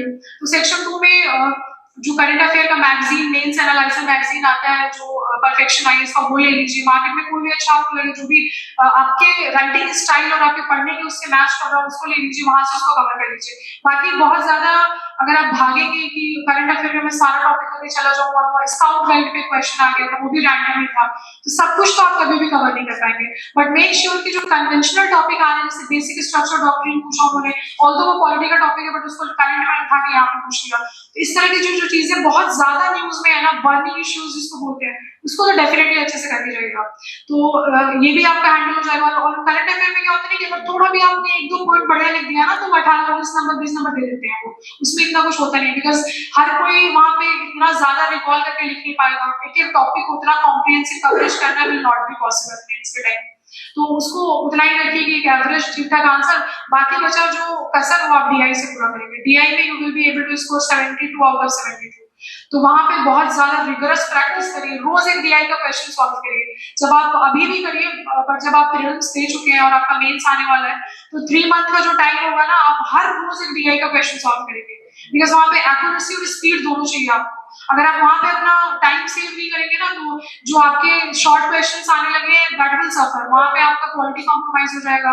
बहुत से लोगों का पेपर छूट गया था 68 में, मेरे साथ जो लोग दे रहे थे GS1 में, बहुतों का पेपर छूटा था, बिकॉज पूरा आपने क्या किया कि 8 मार्क्स का 2 क्वेश्चन आते हैं और 7 मार्क्स का 3 आते हैं। तो अगर आपने 16 मार्क्स अटेम्प्ट ही नहीं किया, तो वहां पे तो 0 आएगा ना, कुछ स्कोप ही नहीं छोड़ रहे आप देने का। तो एटलीस्ट कुछ तो लिखिए, इंट्रोडक्शन में 2 लाइन लिख दीजिए, अच्छा सा मैप ड्रॉ कर दीजिए, 2-3 लाइन, 2-3 पॉइंट्स ऐसे लिख दीजिए, तो कुछ तो मतलब स्कोप हो कि 2-3-4 नंबर भी दे दे। और ट्रस्ट में 1-2 नंबर का बहुत बहुत ज्यादा इंपॉर्टेंस होता है। वो मेंस में आपने बहुत लोगों का सुना होगा कि 1 मार्क्स से सर्विस छूट गया, बहुत अफसोस होता है, 1 मार्क्स से आप लिस्ट से बाहर हो गए, आपका मेंस नहीं क्लियर हुआ, तो आपको एक मार्क के लिए फाइट करना है। यहाँ पे पीटी में वहां पे अलग चीजें चल रही है, वहां पे सिर्फ क्या करना है, कट ऑफ क्लियर करना है, बट यहाँ पे आपको एक मार्क के लिए फाइट नहीं करेंगे तो आपका सर्विस मिस हो जाएगा, आपका सिलेक्शन मिस हो जाएगा, और वो पूरी लाइफ में आपको मतलब या तो आप ये होगा कि नेक्स्ट टाइम पूरे 1 साल 1.5 साल पता नहीं बीपीएससी नेक्स्ट एग्जाम कब लेगी, नोबडी नोस, वो उन्हीं को पता है क्या करते हैं वो लोग। तो अगली बार वो चांस मिलेगा कि नहीं मेंस लिखने के लिए, फिर ये कि अगर आप सर्विस ले भी नहीं आओगे तो वो पूरी लाइफ को रिग्रेट रहेगा, यार थोड़ा और अच्छा कर दिया होता मैंने, तो मुझे जो सर्विस चाहिए था वो मिल जाता। तो मेंस में एफर्ट डालने का यही आपको फायदा है कि जितना एफर्ट डालोगे ना उतना रिवॉर्ड देगा, बहुत रिवॉर्डिंग है। तो ये सारी चीजों में डीआई को मेक श्योर करें। डीआई या तो आपके रिजल्ट को मेक करेगा या तो ब्रेक कर देगा, तो डीआई को बहुत सीरियसली लीजिए। GS1 में अगर मैं प्रायोरिटी सेट करूं तो सेक्शन 3 पहले कवर होना चाहिए, उसके बाद सेक्शन 1 आना चाहिए, सेक्शन 2 सबसे लास्ट में आना चाहिए। अगर मेरा डीआई अच्छा नहीं है, अगर मैंने हिस्ट्री अच्छे से नहीं किया, तो आई विल नॉट बॉदर कि मैं करंट अफेयर में क्या करूं, कुछ तो लिख ही लेंगे, मतलब इतना पढ़ते हैं पीटीबीटी में। तो इस तरह से GS1 को आप पूरा कर लेंगे। GS2 में पॉलिटी है सेक्शन 1, उसके बाद सेक्शन 2 में इकोनॉमी ज्योग्राफी सब मिला दिया उन्होंने, कुछ छोड़ा नहीं है, बिहार स्पेशल दिया जाता है वहाँ पे। सेक्शन 3 में साइंस एंड टेक्नोलॉजी, उसके एप्लीकेशन। तो सोर्सेज जो होंगे पॉलिटी के, आप लक्ष्मीकांत पढ़ेंगे, but Laxmikanth will not be sufficient, आप सिर्फ उसको पढ़ के आंसर नहीं कर सकते हैं, आपको वैल्यू एडिशन मटेरियल चाहिए होगा जो आपके कोचिंग के नोट्स से मिलेगा, या फिर मैंने कोचिंग नहीं करा था तो मैंने अपना नोट्स खुद तैयार किया था। तो आपने लक्ष्मीकांत पढ़ लिया, वो आपको एक बेसिक कवरेज दे देगा, सिलेबस का बेसिक अंडरस्टैंडिंग देगा। बट जैसे गवर्नर में मान लीजिए कोई क्वेश्चन आ गया कि रिसेंट में क्या इश्यूज चल रहे हैं, वो डायरेक्टली आप पूछ ले रहे हैं कि आपको एग्जांपल साइड करके बताइए आप उसका। तो इस तरह के सवाल के लिए आपको क्या करना होगा कि गवर्नर के अगर ऑफिस को लेके कोई इशू चल रहा है, जैसे अभी तेलंगाना में इशू चल रहा था कि उन्होंने बहुत टाइम से पेंडिंग रखा हुआ है बिल को, कर्नाटका में इशू था कि डिसमिस कर दिया था उन्होंने, है ना, उसके बाद नॉर्थ ईस्ट के बीसी स्टेट में कुछ इशू, इस तरह के एग्जांपल्स को ना आप न्यूज़पेपर के थ्रू कलेक्ट करके लिखते चलेंगे कि जब भी गवर्नर पे क्वेश्चन आए, बिहार में अगर कोई ऐसा इंसिडेंट हुआ है, जैसे कितनी बार प्रेसिडेंट रूल लगा, DC वाधवा केस था, उसको लेके वो ऑर्डिनेंस के प्रोमलगेशन को लेके, वहां पे गवर्नर का ऑफिस बहुत कॉन्ट्रोवर्शियल हो जाता है कि बार-बार ऑर्डिनेंस को हम पास कर रहे हैं बिना अप्रूवल के, और प्रेसिडेंट रूल के को लेके बिहार में जैसे कितनी बार लग चुका है, इस टाइप की जो फैक्चुअल चीजें होती है ना, उसको आप एक जगह पे कलेक्ट कर लेंगे, और जब भी आप टेस्ट सीरीज में वो आंसर लिखिए तो मेक श्योर कि वो पॉइंट्स जो वैल्यू एडिशन आपने अपने नोट्स में डाला ना, कहीं से उसको कंटेक्चुअलाइज करके इंफॉर्मेशन डालना चाहिए वहाँ पे, बिकॉज वो आपको ना एक्स्ट्रा मार्क्स दिलाएगा। वो हर कोई नहीं कर रहा होगा इतना एफर्ट कि वो एग्जाम्पल ढूंढे, फिर उसको लाके लिखे नोट्स में, फिर उसको याद करे, फिर उसको रिप्रोड्यूस करे वहाँ पे। ये बहुत लंबा प्रोसेस है, मल्टीपल रिवीजन के बाद आएगा। तो इस तरह से उसको क्वालिटी में आपको वैल्यू एडिशन बहुत ज्यादा करना पड़ेगा, बिकॉज वहाँ पे भी कंटेंट फिक्स हो जाता है, लक्ष्मीकांत हर कोई पढ़ रहा होता है, तो मार्क्स लाना डिफिकल्ट है। तो वैल्यू एडिशन आप करिए न्यूज़पेपर के थ्रू, थ्रू, मैगजीन के थ्रू, क्लास नोट्स के थ्रू, हर टॉपिक पे वैल्यूएशन तैयार करेंगे, प्रेसिडेंट के रोल पे, गवर्नर के रोल पे, बेसिक स्ट्रक्चर डॉक्ट्रिन को लेकर, सुप्रीम कोर्ट के केसेस हैं वो कलेक्ट कर लीजिए। एक मुझे याद है कि रीजन आइज का एक मॉड्यूल, एक पीडीएफ आता है कि सुप्रीम कोर्ट के जितने भी केसेस इंपॉर्टेंट है हमारे टॉपिक वाइज, फंडामेंटल राइट्स का article 21 is very much in use, कि उसमें हमेशा कुछ ना कुछ एडिशन चल रहा है। जो रिसेंट केसेस है उसको आप अपनी कॉपी में कहीं पे नोट डाउन करके रख लीजिए। और आर्टिकल 21 टू क्वेश्चन है तो मेक श्योर कि रिसेंट एग्जांपल मैंने डाला है, तो बिहार से रिलेटेड है तो बहुत ही अच्छी बात है, बिकॉज अगर वो डायरेक्टली नहीं भी पूछ रहे हैं मतलब तो बिहार का कुछ ना कुछ डायमेंशंस में डालना पड़ेगा आपको। एक और क्वेश्चन मुझे याद आ रहा है कि पार्लियामेंट्री सिस्टम जो बिहार में है, सॉरी इंडिया में है, और ब्रिटिश से उसको कंपेयर करना था, ब्रिटिश पार्लियामेंट के काउंटर पार्ट, तो उस तरह के सवाल को हैंडल करने के लिए सिर्फ लक्ष्मीकांत में नॉट बी सफिशिएंट, आपको वैल्यू एडिशन चाहिए ही चाहिए। तो मुझे लगता है कि क्लास में वो इनफ कवरेज टीचर्स होंगे, वो देयर एक्सपर्ट्स को दे देते होंगे। Section 2 is very very comprehensive, उसमें सवाल इतने डायनामिक आने लगे हैं, कुछ भी पूछ लेते हैं, इतना बड़ा दायरा है उनके पास पूछने के लिए। इकोनॉमी हो गया, ज्योग्राफी हो गया, फिर उसके बाद सोसाइटी के भी एंगल उसमें ले आते हैं वो, जैसे कुछ भी रिसेंट में रैंडम टॉपिक भी पिक कर लेंगे, उसके ऊपर पूरा क्वेश्चन वो लोग सेट कर लेते हैं। फ्लड वगैरह डिजास्टर मैनेजमेंट तो कन्वेंशनल होते हैं, हम वो कवर करेंगे आप उसको। वो सारे जब भी कोई कन्वेंशनल टॉपिक हो जहाँ पे रिपीटेड क्वेश्चन आ रहे हैं वहाँ पे बहुत ज्यादा वैल्यूएशन चाहिए होता है, बहुत रिसेंट एग्जांपल्स डालने पड़ेंगे आपको, नई नई चीजें उसमें लिखनी पड़ेगी, बिकॉज वो वही चीजें अगर आप लिखते रहेंगे जो पिछले साल के टॉपर्स लिख रहे हैं तो मार्क्स नहीं इंक्रीज होगा, उनको पता है कि पिछले साल ये आए थे और लिख के चले गए। तो आप क्या करिए कि इकोनॉमिक सर्वे में जो गवर्नमेंट खुद अपने बारे में लिख रही है कि ये वाला कोई रिपोर्ट आया है और उसमें बिहार ने कुछ अच्छा परफॉर्म किया, जैसे सोशल प्रोग्रेस इंडेक्स एक आया था उसमें बिहार परफॉर्म वेरी वेल, तो उसको आप साइड करिए अगर बिहार के बारे में कुछ पॉजिटिव दिखाना है तो। अगर नेगेटिव दिखाना है कि बिहार का एक्सपेंडिचर कम है हेल्थ पे और हम अच्छा नहीं कर रहे हैं, तो नीति आयोग का हेल्थ इंडेक्स आया था वो साइड कर दीजिए कि यहाँ पे रैंकिंग हमारी इंप्रूव नहीं हो रही है। या फिर पॉजिटिव वे में लिखना है तो बताइए कि हमारे एक्सपेंडिचर पिछले 10 साल में जो बजट में है वो इतने टाइम से इंक्रीज हुआ है, और अगर ऐसे ही ट्रेंड कंटिन्यू रहा तो will do very good in near future, है ना, और वो स्ट्रक्चरल चेंजेस देखेंगे हमारे इंफ्रास्ट्रक्चर में। तो इस तरह से आपको वहाँ पे डायनामिज्म लाने की बहुत जरूरत है सेक्शन 2 में। और इकोनॉमिक सर्वे और बजट में अगेन मैं बता रही हूँ आपको, आप उसके नोट्स बनाएंगे, आप पढ़ेंगे, वो बहुत रिकॉर्डिंग होगा आपके लिए, पीटी में हेल्प करेगा, मेंस में भी हेल्प करेगा, इंटरव्यू में ऑफ कोर्स करेगा, because knowledge is very important part of personality. तो सेक्शन 2 का जो मेजर जो मेरा सोर्स था वो इकोनॉमिक सर्वे और बजट ही था, बाकी मैंने जो इकोनॉमी के टर्म्स वगैरह थे उसको सीखने के लिए मैंने वो मैक्रो इकोनॉमी की बुक पढ़ी थी इस तरह से। और डिजास्टर मैनेजमेंट में थोड़ा सा वैल्यू एडिशन मैंने किया, तो मुझे कि सेंटाइल फ्रेमवर्क में अगर कुछ ऐसा लिख रहा हूँ पढ़ाया गया है कि नहीं पढ़ाई होगा, अच्छा आएगा तो अभी मैं इससे बहुत ज़्यादा बताऊंगी तो शायद समझ ना आए। सेंटाइल फ्रेमवर्क में अगर गवर्नमेंट को इंटरनेशनल ट्रीटी साइन कर दी है, उसमें अगर डिजास्टर मैनेजमेंट को लेकर कुछ ऐसा है तो वो सारा वैल्यू एडिशन आपको लाना पड़ेगा। उसके बाद सेक्शन 3 है, वो बहुत कन्वेंशनल, उसमें ज़्यादा कुछ दिमाग नहीं लगाना होता है आपको।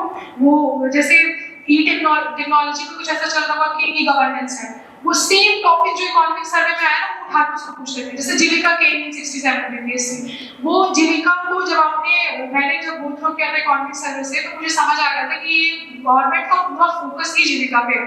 हर चैप्टर में, ह्यूमन डेवलपमेंट में, इंडस्ट्रियल ग्रोथ में, हर जगह वो रेफर कर रहे थे बात कि हम लोग जीविका को लाया, जीविका वुमेन एम्पावरमेंट में ये कर रहा है, जीविका इंडस्ट्रियल डेवलपमेंट में ये कर रहा है, जीविका सोसाइटी में साइलेंट रेवोल्यूशन है, जीविका पे इतना ज्यादा बात कर रहे हैं कि आपको पढ़ के ना इकोनॉमिक सर्वे से you will be able to figure out कि ये पूछने वाला है question, it will come. Industrial growth है वो तो एवरग्रीन टॉपिक है, बिकॉज बिहार में इंडस्ट्रियल बैकवर्डनेस है, तो आपको फैक्टर्स बताने हैं कि बिहार को पूरा कर रही है इंडस्ट्री में, इकोनॉमी में क्यों इंप्रूव कर रहे हैं हम लोग।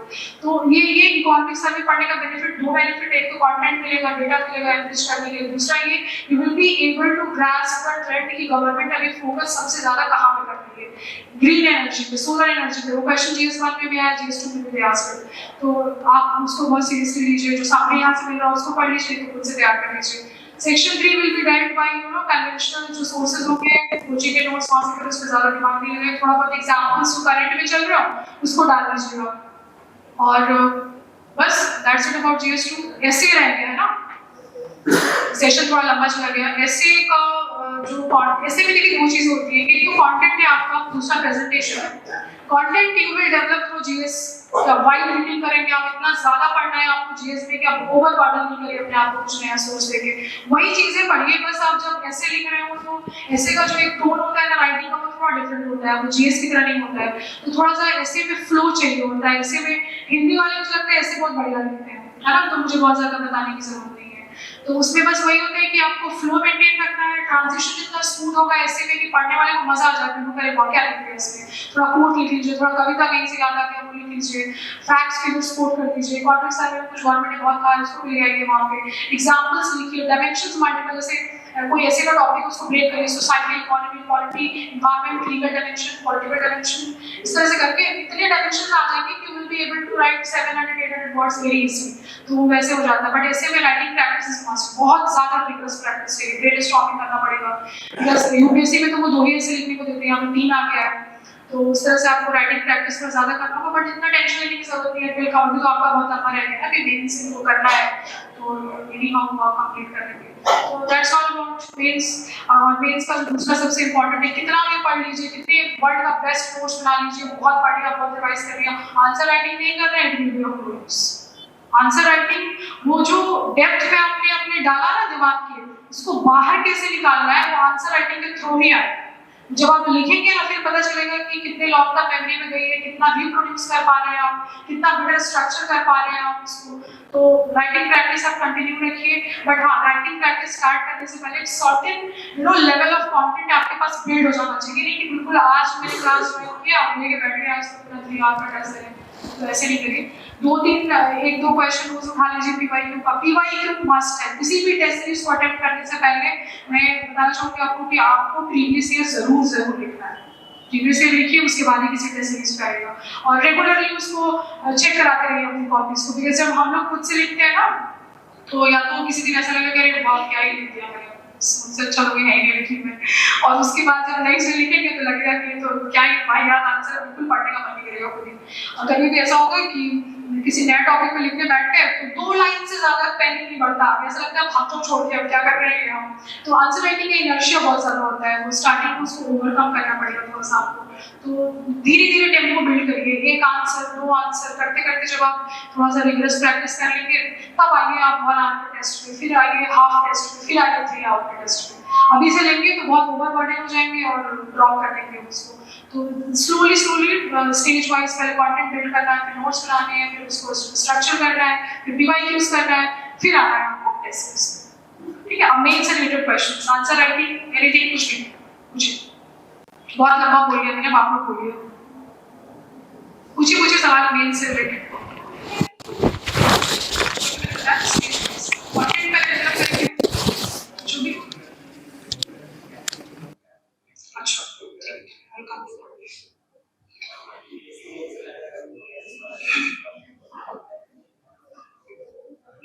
किसी भी इंट्रोडक्शन सबसे चैलेंजिंग पार्ट होता है, बिकॉज किसी चीज को शुरू कैसे करें ये मुश्किल है ना।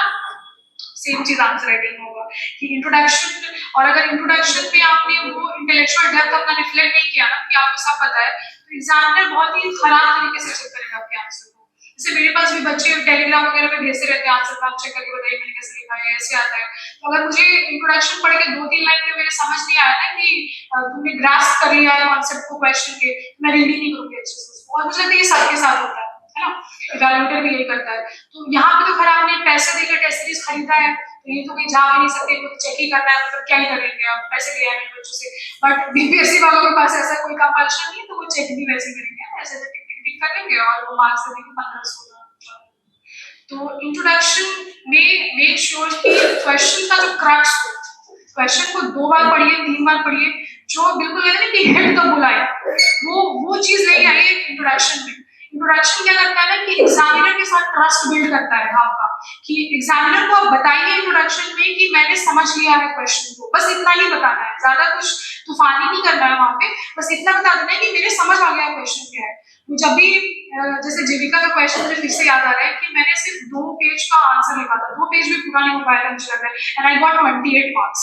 ठीक है, तो लेंथ मैटर नहीं करता है। मुझे लगा था उस टाइम जब मैंने अटेम्प्ट किया था कि यार मैंने तो ब्लंडर कर दिया, 38 मार्क का क्वेश्चन है, उसमें 2 पेज लिखा है, वो क्या ही नंबर देगा, 10-12 देके छोड़ देगा।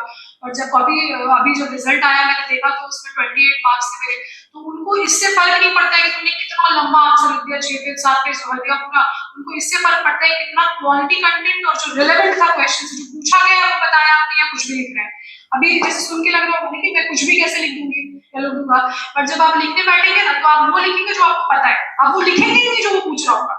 ये बहुत ज्यादा होता है। जैसे मैंने देख लिया क्वेश्चन बेसिक स्ट्रक्चर डॉक्ट्रिन, अरे वाह मैंने तो बहुत बड़ा लक्ष्य निकाला, पूरा भर उठा के पूरा जो भी लिखा है जो भी पढ़ा है, बट वो पूछ ही नहीं रहे होंगे। कई बार तो ये होगा, जैसे एक क्वेश्चन और सेक्शन 2 से भी बता दीजिए स्टूडेंट, क्वेश्चन आया कि नीति आयोग के हेल्थ इंडेक्स में recently Bihar has performed very poorly, तो आधे लोगों ने सवाल को वहीं गिव अप कर दिया, इसने तो रिपोर्ट के बारे में पूछ लिया। और ट्रस्ट इट हैज हैपेंड, मेरे फ्रेंड्स भी बहुत सारे जो एक बार दो बार मेंस लिख चुके हैं उनके साथ भी हुआ है कि उन्होंने उस क्वेश्चन को सिर्फ इसलिए अटेम्प्ट नहीं किया बिकॉज उनको लगा कि वो नीति आयोग के रिपोर्ट के बारे में पूछ रहे हैं, बट वो जब वापस आके देखा उन लोगों ने, मैंने वही क्वेश्चन अटेम्प्ट किया था, तो वो जब दूसरी लाइन में वो ये कह रहे थे कि इन दिस कॉन्टेक्स्ट, वो सिर्फ एक लाइन था जो एक ट्रैप कह लीजिए उसको, या फिर कह लीजिए कि उन्होंने एक टोन सेट किया क्वेश्चन का कि नीति आयोग के रिसेंटली रिलीज हेल्थ इंडेक्स में बिहार ने बहुत गंदा परफॉर्म किया है।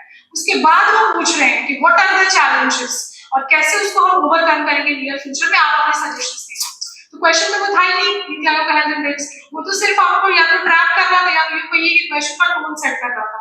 तो ये क्वेश्चन को बहुत ही कामनेस के साथ, एक स्टेबिलिटी के साथ, इमोशनल उसको अप्रोच करना बहुत इंपॉर्टेंट है।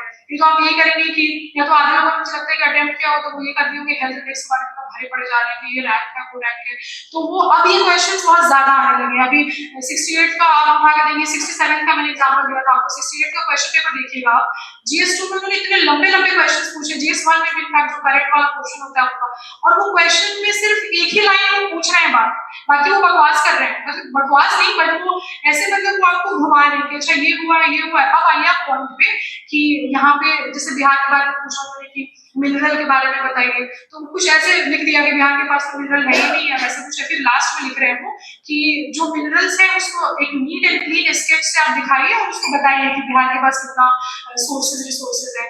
तो क्वेश्चन को अप्रोच करना है बहुत ही काम माइंड के साथ, अच्छे से पढ़िए, और वो जो लाइन वो क्वेश्चन में लिख रहे होते हैं वहां से क्लू लीजिए, आप वहां से कीवर्ड को एक्सट्रैक्ट करके इंट्रोडक्शन में डालिए उसको कि ठीक है नीति आयोग में, जैसे अगर मैंने उस क्वेश्चन को ऐसे स्टार्ट किया था कि नीति आयोग में रिसेंटली सेम लाइन को पिक कर लीजिए, थोड़ा बहुत कीवर्ड एक्सट्रैक्ट करके उसको रिफ्रेम करिए और लिख दीजिए कि हाँ ये जो रिसेंटली रिलीज रिपोर्ट था बिहार का परफॉर्मेंस अच्छा नहीं था because we have certain challenges, उसके बाद these are the following factors, फिर उसको वहां पे फैक्टर्स को भी आप क्या करिए कि पॉइंट वाइज कैटेगराइज कर दीजिए कि सोशल इकोनॉमिक फैक्टर ये है, गवर्नमेंट एक्सपेंडिचर लो है, या फिर और भी चीजें की डेमोग्राफी इतना ज्यादा हमारे पास पॉपुलेशन है कि पर कैपिटा एक्सपेंडिचर देखिए तो वो लो हो जाता है, डिवाइड करते हैं, तो इस तरह से करके फिर सजेशन दीजिए। फिर उसके बाद थोड़ा सा डायग्राम में भी आप कुछ फ्लो चार्ट वगैरह बना के दिखा सकते हैं कि करंट फैक्ट और फिगर क्या है। अगेन इंट्रोडक्शन में जो इकोनॉमिक सर्वे से आप फैक्ट और फिगर कलेक्ट करेंगे ना कि हमारा हेल्थ पे एक्सपेंडिचर कितना है, गवर्नमेंट ने इस साल कितना बजट रखा था डिजास्टर मैनेजमेंट पे, तो इस तरह की चीजें ना बहुत हेल्पफुल होती है इंट्रोडक्शन अपना लिखने के लिए, बहुत अच्छा। डिजास्टर पे कोई क्वेश्चन आए तो आप इकोनॉमिक इम्पैक्ट या कोई कुछ पूछ रहे हैं कि क्या इम्पैक्ट रहा है, तो आप लिखिए कि डिजास्टर हर साल बिहार में इतने लोगों की लाइफ लेती है, या फिर इतना हमारा जैसे लास्ट ईयर गवर्नमेंट का 3223 समथिंग एक्सपेंडिचर रहा था उस पर, उसको मैनेज करने के डिजास्टर को, तो वहां से स्टार्ट करिए अपने आंसर। इंट्रोडक्शन में बताइए कि बिहार गवर्नमेंट का एक्सपेंडिचर डिजास्टर की वजह से इतना ज्यादा आ रहा है, ये इकोनॉमिक इम्पैक्ट है उसका, इन्वायरमेंटल इम्पैक्ट है, डेमोग्राफिक इम्पैक्ट है, इस तरह से करके। तो क्या करना है कि इंट्रोडक्शन में आपको बहुत ही कंसाइज, बहुत ही रेलेवेंट चीजें लिखनी है ताकि एग्जामिनर डेविएट ना हो जाए वहीं से। बाकी जब मेन पार्ट आता है कि बॉडी में आप क्या लिख रहे हैं, तो बॉडी में आप प्रायोरिटी सेट करेंगे, जो सबसे रेलेवेंट और सबसे अच्छा पॉइंट है आपके पास वो सबसे पहले आना चाहिए, उसके बाद थोड़ा कम करके लास्ट में फिलहाल 2-3 पॉइंट्स होते हैं। देन उसके बाद सब हेडिंग जो है कि स्पेशली लॉन्ग क्वेश्चंस के बारे में, शॉर्ट में तो इतना स्कोप नहीं होता आपके पास लिखने का, तो लॉन्ग में क्या करिए कि ब्रेक डाउन कर दीजिए क्वेश्चन को कि ये फैक्टर्स हैं, ये चैलेंजेस हैं, ये एग्जिस्टिंग सर्कमस्टांसेस हैं कि अभी गवर्नमेंट ऑनगोइंग गवर्नमेंट स्कीम्स क्या हैं जो अभी चल रही हैं, यूनियन गवर्नमेंट की स्कीम्स क्या हैं चल रहा है, ऑल्दो वो पूछ नहीं रहे हो तब भी लिखिए, फिर वे फॉरवर्ड लिखिए, कंक्लूड कर दीजिए। ठीक है, कंक्लूजन में भी कुछ इंग्रेडिएंट होते हैं जो आपके कंक्लूजन को बहुत कैची बनाता है, because conclusion is the part जहां पे एग्जामिनर आपको मार्क्स दे रहा होता है, उसका पेन वहीं जाकर रुकता है। अगर वहां पे आपने बहुत अच्छा ऊपर कर दिया, गंदा कर दिया वहां पे, तो नंबर 1-2 तो कम हो जाएगा। मुझे लगता है कि जब भी मैंने खराब कंक्लूजन कहीं पे लिखा तो मेरे 1-2 नंबर उसमें कम हो जाते हैं टेस्ट केस में। तो कंक्लूजन का कुछ रेडीमेड मटेरियल जो मतलब हम लोग, मैं कहती हूँ उसको रेडीमेड है कि आपके दिमाग में वो पहले से सेट होना चाहिए कि बहुत ज्यादा सोचना ना पड़े आपको। क्वेश्चन का आंसर का 2 पार्ट होता है जहाँ पे हम टाइम सबसे ज्यादा लेते हैं, इंट्रोडक्शन में, एक कंक्लूजन में, बिकॉज वो शुरू करना नहीं आता, खत्म करना नहीं आता, बीच में सब बचे होते हैं। बॉडी वाला part everybody will write good. तो कंक्लूजन में आपकी कुछ चीजें, जैसे गवर्नमेंट का कोई स्लोगन हो गया बहुत अच्छा, 7 निश्चय फॉर एग्जाम्पल, विकसित बिहार की तरफ या फिर विकसित बिहार की ओर, या फिर इंडिया का है कि न्यू इंडिया 2022 था, तो नीति आयोग का कोई है कि 3 ईयर एक्शन एजेंडा में नीति आयोग ने कुछ बढ़िया सा स्लोगन दिया हो, या फिर सबका साथ सबका विकास, इस तरह की चीजें होती हैं। ये भी स्लोगन्स आप यूज कर सकते हैं कंक्लूड करने के लिए कि अगर इस तरह से हम एक्सपेंडिचर ह्यूमन डेवलपमेंट पे अच्छा करते रहें तो सबका साथ होगा, सबका विकास होगा, है ना, ऐसे करके लिख सकते हैं। सशक्त महिला, सक्षम महिला, उसको यूज कर लीजिए, विमेन एम्पावरमेंट में कुछ आया तो ऐसे में भी सेम चीज करेंगे। यहाँ भी सस्टेनेबल डेवलपमेंट गोल्स जो 1 to 16 है, सारे तो आप नहीं याद कर पाएंगे, बट 1 to 7 तक आपको याद कर लेना चाहिए। No poverty, zero hunger, water and sanitation. जब भी कंक्लूजन में कुछ नहीं समझ में आ रहा ना, उसको लिखिए कि SDG 1 अगर हम ऐसे, ये गवर्नमेंट स्कीम से आपने पहले उसको लिस्ट कर दिया, फिर लिखिए कि ये स्कीम्स अगर ऐसे इंप्लीमेंट होते रहे तो we will be able to achieve SDG goal number 1, number 2, number 3, ऐसे करके, ठीक है। तो ये बहुत अच्छा कंक्लूजन हो जाएगा। तो कंक्लूजन में क्या करना है आपको, अगर कुछ नहीं समझ में आ रहा तो समराइज कर दीजिए जो ऊपर लिखा है आपने। वो भी बात नहीं बन रही है तो क्वेश्चन से ही कीवर्ड उठा लीजिए, जो वो बोल रहा था उसी को रिफ्रेम करके कंक्लूड कर दीजिए। तीसरा क्या करिए, सस्टेनेबल डेवलपमेंट बोल रहे आइए वहां पे। उसके बाद क्या करिए, वो भी नहीं अगर याद आ रहा हो कि एग्जैक्टली क्या है तो पॉलिटिकल स्लोगन यूज कर लीजिए, but political slogan should be the last, because वो क्लीशे साउंड करता है, इतना ज्यादा हो गया, हर कोई वही लिखता है, सबका साथ सबका विकास, सबका विश्वास, मोदी जी के स्लोगन्स। तो थोड़ा सा ऐसे करके बस उसको कैची बनाना है कि एग्जामिनर का अटेंशन अट्रैक्ट कर रहा हो, ठीक है। तो इस तरह से करके इंट्रोडक्शन और इंट्रोडक्शन को बहुत कॉशियसली अप्रोच किया करिए। क्वेश्चन का कीवर्ड बार बार रिपीट करिए वहां पे, उसको हाईलाइट करिए कि एग्जामिनर को लगे कि आपने वही लिखा है जो पूछा गया है, ठीक है। तो कंटेक्चुअलाइज करना आप ऐसे करके इन सब चीजों को ना कहीं पे नोट डाउन कर लीजिए आप अपनी कॉपी में, और जब भी टेस्ट सीरीज देने जाएं इसको रिवाइज करके जाइए कि ये चीजें मुझे करनी है वहां पे जाके, बिकॉज हमेशा कंटेंट इनफ नहीं होगा आपके पास, हमेशा वो चीजें नहीं आएंगी एग्जाम में जो आप पढ़ के गए हैं।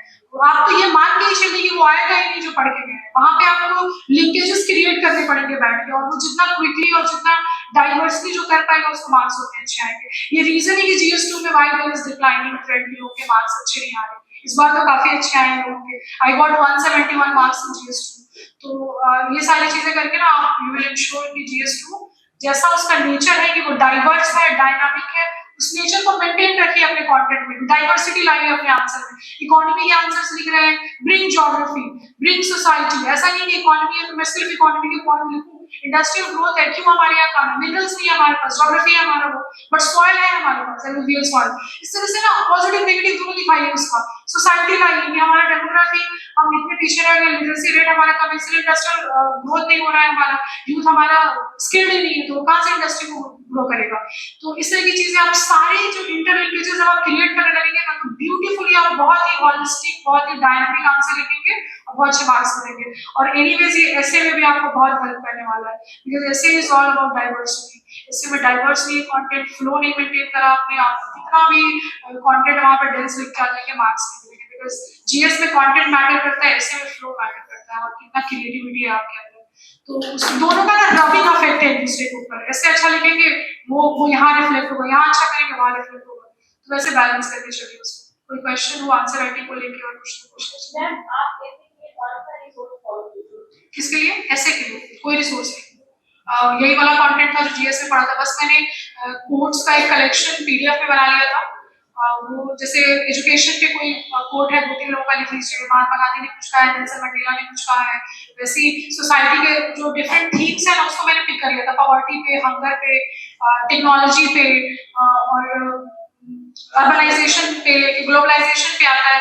वही वो मैंने क्या किया था, बिकॉज हमारे पास तब PYQ भी नहीं था, अब तो एटलीस्ट 1 साल का पेपर आ गया आपके पास 68 वाला, तो मैंने UPSC का PYQ देख के थीम्स निकाले थे, वहां से प्रिपेयर किया था। बट कंटेंट ऐसा कुछ नहीं था, बिकॉज GS के लिए ऑलरेडी इतना पढ़ लेते हैं आप, अलग से कुछ करने की ज्यादा जरूरत है नहीं, वो वही चीजें घुमा के लिखना होता है। एग्जांपल्स थोड़े से डालने पड़ेंगे, रियल लाइफ एग्जांपल भी लिख सकते हैं आप इसमें।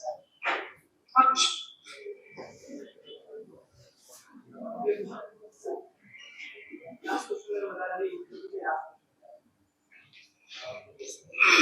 मेरे से जो पूछा गया था इंटरव्यू, मैंने बताया था शुरू में ही, सबसे पहले तैयारी इससे शुरू होती है ना, personality building is a long process. तो मेरा जो इंटरव्यू था मुझे बहुत कम टाइम मिला था, और फर्स्ट डे मेरा इंटरव्यू था। तो मेरे इंटरव्यू में जो क्वेश्चंस मुझसे पूछे गए थे, एक चीज थी, उनके पास आपका नाम नहीं होता है, they don't know anything about you. नाम, आपका डिस्ट्रिक्ट, आपके फादर का नेम, आपके फैमिली, कोई बैकग्राउंड कुछ पता नहीं होता, बस एकेडमिक क्वालिफिकेशन होता है आपके पास। तो जब मैं वहाँ पे गई थी तो फर्स्ट क्वेश्चन उनका ये था कि आपका ग्रेजुएशन किससे हुआ है? कंप्यूटर साइंस से, खुद ही बताया उन्होंने। तो आपने फिर ये हिस्ट्री ऑप्शनल क्यों ले लिया? मेरा हिस्ट्री ऑप्शनल था। तो आप मुझे रीजन बताइए ऐसा क्यों करा आपने, क्यों मैथमेटिक्स नहीं लिया?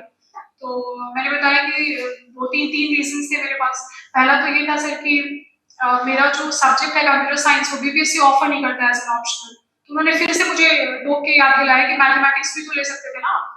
तो मैंने उनसे कहा कि सर ये था कि मैथ्स ऑलरेडी हम लोग बीटेक में एमटेक में मैंने बहुत पढ़ लिया था, तो इंटरेस्ट नहीं था। और दूसरा कि वो बहुत कॉम्प्लेक्स सब्जेक्ट है जिसको टाइम बहुत ज्यादा देना होता है, और वो जीएस में आपको हेल्प नहीं करता। तो मेरा सेकंड रीजन यही था कि सर स्ट्रैटेजाइज किया था मैंने अपनी प्रिपरेशन को कि जीएस ऐसा सब्जेक्ट लूं जो जीएस में भी हेल्प करे, और ऑप्शनल तो मतलब ऑब्वियसली वहाँ पे भी 300 मार्क्स आपको दे रहा होता है वो। तो ये मेरे पार्ट पे स्ट्रैटेजी डिसीजन था हिस्ट्री को चूज करना, बिकॉज जीएस में वो हेल्पफुल है और वहाँ भी है। तो और ऐसे करके, और तीसरा मैंने बताया कि जब मैंने जीएस पढ़ना शुरू किया था तो मुझे हिस्ट्री बहुत इंट्रिगिंग लगा, बहुत अच्छा लगा कि कैसे आप from nothing you create a theory, और आप आते हैं कि इंडस वैली सिविलाइजेशन का इवोल्यूशन कैसे हुआ होगा, कैसे इमर्ज हुआ होगा, इतनी थ्योरीज हैं। देन वी साइंटिफिकली कंक्लूड कि हाँ ये चीजें ऐसी थी, पास्ट में जाके रिक्रिएट करते हैं हम उन चीजों को। तो ये मुझे बहुत अच्छा लगा था। तो उन्होंने कहा कि हिस्ट्री के बारे में, फिर उन्होंने कहा कि आपका फेवरेट सेगमेंट हिस्ट्री में से क्या है? तो मैंने ये आंसर पहले प्रिपेयर कर दिया था, बिकॉज और भी लोगों से पूछा जा चुका था पहले हिस्ट्री ऑप्शन वालों से। तो मैंने ये बताया उनको एंशिएंट इंडिया। तो उन्होंने कहा कि ऑल्दो उन्होंने ये नहीं पूछा कि क्यों, मैंने क्यों का भी आंसर तैयार कर लिया था कि अगर क्यों बोलोगे तो मैं बताऊंगी यही रीजन कि साइंटिफिकली एक्सप्लोर करते हैं, और एज एन इंजीनियर मुझे बहुत अच्छा लगा था वो पार्ट उसका। और तो उन्होंने कहा कि इंडस वैली सिविलाइजेशन का एरिया बताइए आप मुझे कि कितना एक्सटेंट है उसका। और एक और चीज उन्होंने पूछा कि जेनेटिक कोई एक नया रिसर्च हुआ है उसके बारे में कुछ पढ़ा है आपने? हाँ तो वही थ्योरी जो है उसको लेके, तो वो मैंने उनको बताया। एक्सटेंट एरिया जो उन्होंने पूछा तो मैंने कोई नंबर नहीं बताया, ऑल्दो आई रिमेंबर कि वो कितना स्क्वायर किलोमीटर एरिया था, बट मैंने उनको अवॉइड कर दिया नंबर बताना। मुझे कहीं गलत हो जाए तो वो अच्छा मतलब रिफ्लेक्शन होगा कि आप ब्लफ कर रहे हो। तो मैंने उनको बस एक्सटेंट बताया कि नॉर्थ में इतना, नॉर्थ में यहाँ तक है, ईस्ट में यहाँ है, साउथ में दायमाबाद तक जाता है, वेस्ट में मकरान पोस्ट तक है। तो ठीक है। तो फिर नेक्स्ट उसके बाद आ गए वो मेरे ग्रेजुएशन के सब्जेक्ट पे कि आपको नहीं लगता है कि आपने इतना साल वेस्ट करने के बाद ये डिसीजन लिया? मुझे कन्वेंशनल चीजों तो पूछेंगे क्यों आना चाहते हैं सिविल सर्विसेज में। फिर उनका ये था कि अच्छा ये बताइए कि एआई के बारे में कुछ बताइए मुझे कि एआई के प्रॉस और कॉन्स क्या है। तो ये सारे अगेन एक्सपेक्टेड क्वेश्चंस थे कि एआई में इतना कुछ चल रहा था, एज ए कंप्यूटर इंजीनियर आपको पता होना चाहिए। तो वो सब मैंने थोड़ा सा बताया उनको। और ड्यूरिंग द आंसरिंग मैंने चैट जीपीटी के बारे में कुछ उनको बोला कि इस तरह का चैट बॉट आया है जो इसने रिवॉल्यूशनाइज कर दिया the way you write programs and all, articles जो लिखते हैं हम। अब बस उसको एक क्लू दे दो, आपको पूरा आर्टिकल लिख के दे देता है आपको। तो उन्होंने कहा कि अच्छा ठीक है। फिर ट्रांसफर कर दिया जो 4 मेंबर्स होते हैं वहाँ पे M2 के पास, जो मेंबर सेकंड थे, तो उन्होंने भी पिक किया वहीं से एआई से अगेन कि एआई में जॉब रिप्लेस हो रहा है ये सब। फिर वो आई कि विमेन एम्पावरमेंट पे कि विमेन का पुलिस में क्या कंडीशन है। आप फिर वो उन्होंने कहा कि अच्छा आपका जॉब प्रेफरेंस क्या दिया है आपने सर्विस का। फिर वो खुद ही आंसर भी करने लगे कि BAS पहला होगा और फिर पुलिस सर्विस लिखा होगा आपने। मैंने कहा हाँ सर। तो बोले कि जरूरी तो नहीं है कि BAS मिल जाए, पुलिस मिलेगा तो करेंगे आप? मैंने कहा हाँ सर डेफिनेटली। तो उन्होंने कहा कि कुछ पता है, आइडिया है कि पुलिस में कितने चैलेंजेस हैं वुमेन को लेके? तो मैंने कहा हाँ सर। तो थोड़ा बहुत मैंने बताया उनको कि क्या इश्यूज हैं सिक्योरिटी को लेके, एप्टीट्यूड हमारा मैच नहीं करता है, क्रिमिनल्स को हैंडल करना होता है, ये सब। तो अभी मैं बोल ही रही थी, उन्होंने बीच में टोक दिया कि गाली वाली भी देनी पड़ती है, कुछ पता है आपको? मैंने कहा हाँ सर। मैंने कहा हाँ सर। वो मतलब वही एप्टीट्यूड वाली बात हो गई कि हम लोग उतना रफली लोगों को हैंडल नहीं करते, विमेन का नेचर सॉफ्ट होता है। तो उन्होंने कहा कि आपने कभी विजिट किया है किसी पुलिस स्टेशन को या कोई कलेक्ट्रेट वगैरह की, विमेन का वहाँ पे क्या सिचुएशन है ये सब? तो मैंने कहा सर विजिट किया था मैंने। तो उन्होंने ये भी पूछा कि किस काम के लिए विजिट किया था? उन्होंने कहा कि ऐसे बोल दिया। तो मैंने उनको बताया। तो फिर उन्होंने कहा कि क्या बेसिक चीजें आपने फील किया वहाँ पे जाके? तो मैंने उनको बताया कि सर एक तो वहाँ जाइए तो ऐसा फील होता है कि यू आर माइनॉरिटी, मेन के मेजोरिटी में आप अकेले कहाँ से आ गए हैं। और दूसरा मैंने बताया कि सर टॉयलेट्स का इशू है, विमेन के लिए सेपरेट टॉयलेट्स नहीं। अभी मैं ये बात बोली थी मैंने बीच में, that is exactly the point I wanted to listen. मुझे यही पता करना था। तो वहां पे उन्होंने वो ऐसे करते हैं, आप आंसर कर रहे होंगे वो बीच में टोक देंगे आपको कि आपका कॉन्फिडेंस लूज हो रहा है या नहीं, मतलब आप इरिटेट तो नहीं हो रहे इस बात से। फिर वो अगेन वो कैरी फॉरवर्ड करा उन्होंने विमेन एम्पावरमेंट की 2-3 और बातें पुलिस को लेके ये सब। फिर फिर वो M3 थे, वो बैठ के सुन रहे थे बहुत ध्यान से। उन्होंने फिर विमेन एम्पावरमेंट पे अगेन बहुत लंबा चला विमेन एम्पावरमेंट। फिर उन्होंने बोला कि विमेन एम्पावरमेंट का रियल मीनिंग क्या है फॉर यू, वो सारे डेफिनेशन नहीं दीजिएगा मुझे जो बाकी लोग कहते हैं, आपके लिए क्या मीनिंग है। तो मैंने वो थोड़ा सा बताया कि सर मुझे लगता है कि जो बेसिक अगर बिल्कुल लेवल पे मेरे लिए जो विमेन एम्पावरमेंट है वो ये है कि आपका ऑटोनॉमी होना चाहिए over your mind and body, that is the real empowerment, कि आप अपने डिसीजंस खुद ले रहे हो लाइफ में। और फिर उन्होंने कहा कि विमेन को लेकर दो बहुत बड़े बड़े डेवलपमेंट्स जो हुए हैं कंट्री में अभी रिसेंटली, एक पार्लियामेंट में, एक बॉलीवुड में, वो बताइए। तो पार्लियामेंट वाला वाज नोन कि बिल पास हुआ था विमेन रिजर्वेशन वाला, बट बॉलीवुड वाला मुझे नहीं पता था, मैंने ऐसे कोई न्यूज फॉलो अप नहीं किया था। उन्होंने खुद ही बताया कि वहीदा रहमान को कोई दादा साहब फाल्के मिला था शायद। तो मैंने उनसे कहा कि सर सॉरी सर, मैंने कॉल मुझे नहीं हुआ अभी, मैंने फॉलो अप नहीं किया इस तरह के न्यूज में, ठीक है कोई बात नहीं। फिर वो आगे कि लेबर डिपार्टमेंट में अगर आपको मैं पोस्ट कर दूँ तो आप तो इंजीनियर हैं, आप कहेंगी कि मैं यही से करा लूंगी काम, तुम लोग जाओ, क्या ही जरूरत है तुम लोगों की। तो इस तरह से थोड़ा सा उन्होंने घुमाया मुझे। फिर क्या ठीक है, फिर वो जो चौथे वाले थे वो उन्होंने जब विमेन इन पुलिस की बात चल रही थी पुलिसिंग को लेकर, तो मैंने एक बुक के बारे में बताया था उन्हें कि एक बुक है मैडम सर करके, वो रिसेंटली रिलीज हुई थी लास्ट ईयर, मैंने पीटी में कहीं पे पढ़ा था। तो पता नहीं वो कहीं से मेरे दिमाग में आ गया, मैंने वहाँ पे कोट कर दिया कि सर ये बुक है जो बहुत ही कॉम्प्रिहेंसिवली डील करती है कि विमेन का जो एक्सपीरियंस था पुलिसिंग में। तो उन्होंने वही पॉइंट पिक करके शुरू किया। तो जब आप आंसर कर रहे होते हो एक मेंबर के, तो दूसरे बैठे होते हैं बहुत ही माइन्यूटली आपको ऑब्जर्व कर रहे होते हैं कि आपका फेशियल एक्सप्रेशन कैसे चेंज हो रहा है, आप कॉन्फिडेंट है कि नहीं, आप क्या आंसर कर रहे हो। तो उन्होंने वहीं से पिक किया। उन्होंने बोला कि आपने एक बुक मेंशन किया था अभी, हैव यू रेड इट? तो मैंने कहा सर मैंने थोड़ा सा मैंने पढ़ा है, मुझे पता है थोड़ा बहुत उसके बारे में। उनका किसकी बुक है, नाम बताइए। तो मैंने उनको बताया सर बिहार की फर्स्ट विमेन IPS की मंजरी जरगोल की बुक है। तो मैंने कहा, तो फिर वो थोड़ा खुश हुए उस बात की, अच्छा मुझे ये भी पता था। तो फिर वो सामने वाले जो सर थे उनसे वो बातचीत करने लगी कि सर मैंने पढ़ी है बुक और ऐसे ऐसे कुछ इंसिडेंट भी, वो लंबी बात हो गई थोड़ी सी, वो खुद ही बताने लगी कि ऐसे ऐसा बुक में लिखा हुआ है। फिर वो आए कि AI पे अगेन, AI बोली कि हॉलीवुड में स्क्रिप्ट राइटर्स जो हैं उनका प्रोटेस्ट चल रहा है कि हमारे तो जॉब रिप्लेस हो गए, क्या करेंगे, तो हम आपको किस लिए लें, AI से करा लेंगे काम। तो मैंने कहा सर जब भी ऑफकोर्स ई गवर्नेंस में बहुत स्कोप है, AI को आप ला सकते हैं, बट जहाँ पे गवर्नेंस में आपको एफिशिएंसी चाहिए होती है तो आप टेक्नोलॉजी लाएंगे, but when it comes to compassion and empathy तो वो सिर्फ ह्यूमन इंटरवेंशन से डेवलप हो सकता है। फिर ये आंसर करने के बाद उन्होंने कहा कि बच्चों में आजकल गेमिंग को लेकर डिसऑर्डर जो डेवलप हो रहा है, आपको क्या लगता है उसका रीजन क्या है? तो यही सवाल मेरा लास्ट था। उसमें उन्होंने चेयरमैन सर को कि और कोई क्वेश्चन उनका नहीं, तो अराउंड लगता है कि 18-19 मिनट चला होगा मेरा interview. That was it, I got 90 marks. तो ये था मेरा इंटरव्यू का एक्सपीरियंस, बहुत ही कॉर्डियल था, कुछ ऐसा टेंशन वाली कुछ सिचुएशन नहीं थी वहाँ पे। और उस टाइम चाय वाय भी आ गया तो उनका तो थोड़ा सा लाइट सा माहौल हो गया था वहाँ पे। तो आई वाज लकी कि चाय पी रहे थे उस टाइम, को ज्यादा कुछ ऐसा ड्रिल नहीं करा मुझे बहुत उन्होंने। तो इतना ही था बस। और ये भी है ना कि प्रोफाइल आपका जितना स्ट्रॉन्ग होगा ना, कि आपने अकेडमिकली क्या करा है या फिर हॉबी को लेकर तो वैसे कुछ पूछा नहीं उन्होंने, बट मॉक्स में काफी वो लोग हॉबी पे फोकस करते हैं। बट समहाउ हॉबी के बारे में कुछ स्कोप शायद नहीं था पूछने का, वो इतना ज्यादा AI सबको विमेन एम्पावरमेंट को लेके हो गया था, हिस्ट्री को लेके हो गया था। हिस्ट्री का एक और क्वेश्चन आया था कि क्यों पढ़ा आपने उसको एडमिनिस्ट्रेशन में, कहाँ पे आप इम्प्लीमेंट करेंगे। तो ऐसे कुछ मैंने आंसर किया था कि we learn lessons from history की, जो अकबर का एडमिनिस्ट्रेशन था या फिर मौर्य का था, तो कैसे हम उसको एफिशिएंटली आज के टाइम में मतलब वो कर सकते हैं, कुछ लेसन्स वहां से ले सकते हैं, इस तरह का कुछ था ऐसे। तो वही था कि मेरा जो मैंने जैसे आंसर करा और जो कीवर्ड्स मैंने वहां पे ड्रॉप किए थे, तो नेक्स्ट क्वेश्चन वहीं से इमर्ज हो रहा था। तो मुझे लगता है in a way when you are very confident तो आप अपने इंटरव्यू को लीड करते हैं, आप उनको पॉइंट्स देते हैं कि ये कीवर्ड्स हैं, आप यहीं से सवाल नेक्स्ट पूछो। तो ये कुछ ऐसा है जिसको आप ऐसे रैंडमली अप्लाई तो नहीं कर सकते, बट मॉक्स में मैंने बहुत कॉन्शियसली प्रैक्टिस किया था। कि मैंने कुछ लोगों का सुना था, उन लोगों ने जो UPSC के टॉपर्स और बाकी BPSC वाले हैं, कि आप इंटरव्यू को चाहें तो अपने डायरेक्शन में बोल सकते हैं, बट बहुत ही कॉन्शियसली बहुत कॉन्फिडेंटली करना होगा, बिकॉज आप नर्वस हो गए तो आपको पता ही नहीं होगा, कुछ भी बोल देंगे और वो सवाल कहीं से आ जाएगा। तो मेरा जो फर्स्ट मॉक था उसमें वो जो सर बैठे थे उन्होंने मुझे बताया कि तुम जब भी आंसर करो तो वही पॉइंट्स लाओ और वही वर्ड वहां पर ड्रॉप करो जो तुमको बहुत अच्छे से पता हो। जैसे AI पूछा तो मैंने ChatGPT जान पूछ के बताया था। मंजरी जरवाल वाला वो आया था बिकॉज वो कभी पढ़ते वक्त मैंने सोचा कि अगर मुझसे कभी पूछा हो इंटरव्यू में, ऐसे रैंडमली मैंने सोचा था कि अगर विमेन के बारे में कुछ ऐसा पुलिसिंग से पूछा तो मैं पक्का ये नाम बताऊंगी, बिकॉज अच्छा लगता है ना, बुक्स भी आपने पढ़ रखी है और तो 10-20 मिनट के 10-15 मिनट के इंटरव्यू में इतना क्या ही बता लेती हो। यूपीएससी का थोड़ा लंबा जाता है, वहाँ यू हैव स्कोप कि आप इम्प्रूव कर सकते हैं, बट यहाँ पे आप गए और आपको छा जाना है, because you will not get another chance. अगर आपने जाते ही इंटरव्यू को अपने कंट्रोल में नहीं किया तो वो फिर आपके हाथ से निकल जाएगा, वो फिर बहुत टॉर्चरिंग हो जाता है, वो इतने सवाल बम्बार्डमेंट करने लगते हैं, जैसे आप बोल रहे होंगे बीच में टोक देंगे, आपको बोलने ही नहीं देंगे, फिर कहेंगे गलत बता रहे हो, तो बिल्कुल ऐसा तो होता ही नहीं है। तो थैंकफुली ये सब मेरे साथ नहीं हुआ, because I was little bit confident, तो मेरा अच्छे से हो गया था, मार्क्स भी ठीक ठाक ही आ गया।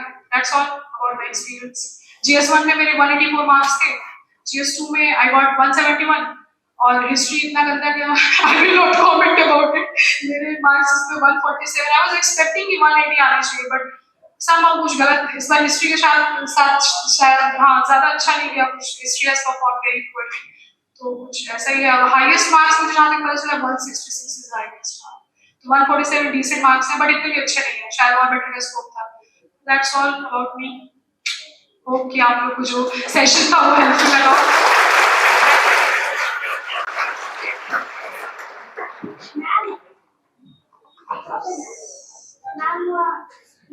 स्टडी करने बैठे हैं तो जैसे 7 आवर 8 आवर ऐसे पढ़ रहे हैं, हाँ बट अगर दिन के लास्ट में अगर पूरा एनालिसिस करते हैं कि हाँ ये कितना क्या है, तो हम कुछ ज्यादा नहीं कर पाते, तो हम कहाँ कुछ खास किया है, मतलब बहुत टाइम टेकन ले रहा है और कुछ ज्यादा नहीं कर पाते। हाँ, तो बिकॉज वो ऐसा इसलिए होता होगा ना, बिकॉज आप अभी स्टार्ट कर रहे हो, ठीक है, तो स्टार्टिंग में हमारा ना स्पीड थोड़ा कम होता है, we take lot of time to understand the topic. जब हम फर्स्ट टाइम इसको पढ़ रहे होते हैं तो क्या होगा कि जब at the end of the day आप बैठ के एनालाइज करेंगे तो आपको लगेगा कि आपने ज्यादा कुछ पढ़ाई नहीं किया है, बट जैसे जैसे आप अप्रोच करेंगे ना, एग्जाम नजदीक आने वाला होगा और रिवीजन अगर आप सेम पेस से कंटिन्यू कर रहे हो अपना, तो लास्ट तक ऐसा होगा कि एक दिन में पूरा लक्ष्मीकांत भी रिवाइज हो जाता है ना, इट विल कम। तो you will have to trust the process, आप उसी पेस से, ऑल्दो इस गेम में ना, ये जो एग्जाम का रेस है, इसमें आपको कछुआ बनना है, खरगोश नहीं बनिएगा, अदरवाइज एक हफ्ते में गिव अप कर देंगे, बिकॉज आपको लगेगा कि अरे मैंने 20 टॉपिक नहीं पूरा किया, आप एवरीथिंग क्या करूंगी। एक ही टॉपिक पूरा होता है, उसको अच्छे से करिए, you have lot of time ना, आराम आराम से बिल्ड करिए अपने टेम्परामेंट को, और एंड आते आते प्रीलिम्स के पहले इतनी हाई एफिशिएंसी होती है हमारी कि पूरी बुक को आप ना एक दिन में अच्छे से रिवाइज कर लेंगे, और कई बार तो ये भी होगा कि पूरा पॉलिटी, पूरा economy you will be able to revise in one day, ठीक है। तो इस तरह से वो स्ट्रेटेजाइज होता जाता है, बट मेक श्योर कि हर रिवीजन में you are cutting down on your content, you are identifying the areas जहाँ पे प्रायोरिटी आपको ज्यादा देना है। तो रिवीजन जब भी करिए तो सिर्फ कंटेंट रिवाइज नहीं करिए, रीस्ट्रक्चर करिए उसको, आप उस पॉइंट्स को काट के उठा दीजिए बुक में जो आपको अगली बार पढ़ने की जरूरत नहीं है, बिकॉज फर्स्ट टाइम इसीलिए टाइम ज्यादा लगता है, बिकॉज आपको पता ही नहीं होता उसमें इंपॉर्टेंट कौन सा है। हाईलाइट करिए उसको, अगली बार सिर्फ हाईलाइटेड पोर्शन पढ़िए, ठीक है, ऐसे करके। और जब 3-4 रिवीजन हो जाए तो आप फिर रिवाइज ऐसे नहीं करिए कि बुक खोल के पढ़ना, बुक बंद कर दीजिए, टॉपिक पिक करिए, फंडामेंटल राइट है, कितने टाइप्स के हैं, कौन कौन से आर्टिकल आते हैं इसमें, क्या उसका रीजन क्या है, क्यों फंडामेंटल राइट वाज इंक्लूडेड आपके कॉन्स्टिट्यूशन में, उसके बाद उस पर लिमिटेशन क्या है, कौन से आर्टिकल में कौन सा वो दिया हुआ है, कीवर्ड यूज कैसे, प्रोसीजर एस्टैब्लिश्ड बाय लॉ है उसका, इस तरह से रिवाइज करिए। जब आप 4-5 बार रिवीजन अच्छे से हो जाएगा ना, तो आप लक्ष्मीकांत को सामने रखिएगा, टॉपिक पिक करिएगा, प्रियम्बल के कीवर्ड्स, फंडामेंटल राइट, एक रफ पेपर ले लीजिए, उस पे ऐसे ड्रॉ करिए कि 5-6 टाइप्स के हैं, इसमें ये आर्टिकल आ रहा है, ऐसे करके रिवाइज करिएगा। जब आप रिकॉल करने लगेंगे ना, तो आप इतने फास्ट हो जाएंगे क्वेश्चन सॉल्व करने में कि आपके पास क्वेश्चन आएगा and you will know the answer, और ये मेंस में बहुत हेल्पफुल होगा। तो रिकॉल करिए, prelims is game of recognition, mains is game of recalling, जितना बेटर रिकॉल करेंगे उतना फास्ट स्पीड होगा। प्रीलिम्स में बस 4 ऑप्शन होते हैं, आपको पता है ना कि 4 में से एक तो सही है, वो ऐसे नहीं छुपा लेंगे उसको सही वाले को, वो तो दे रहे हैं, they have to, you know, तो आपको बस वो सही वाला रिकॉग्नाइज करना है वहां पे। तो prelims is game of recognition, trust करिए प्रोसेस को, स्लोली आ जाएगा।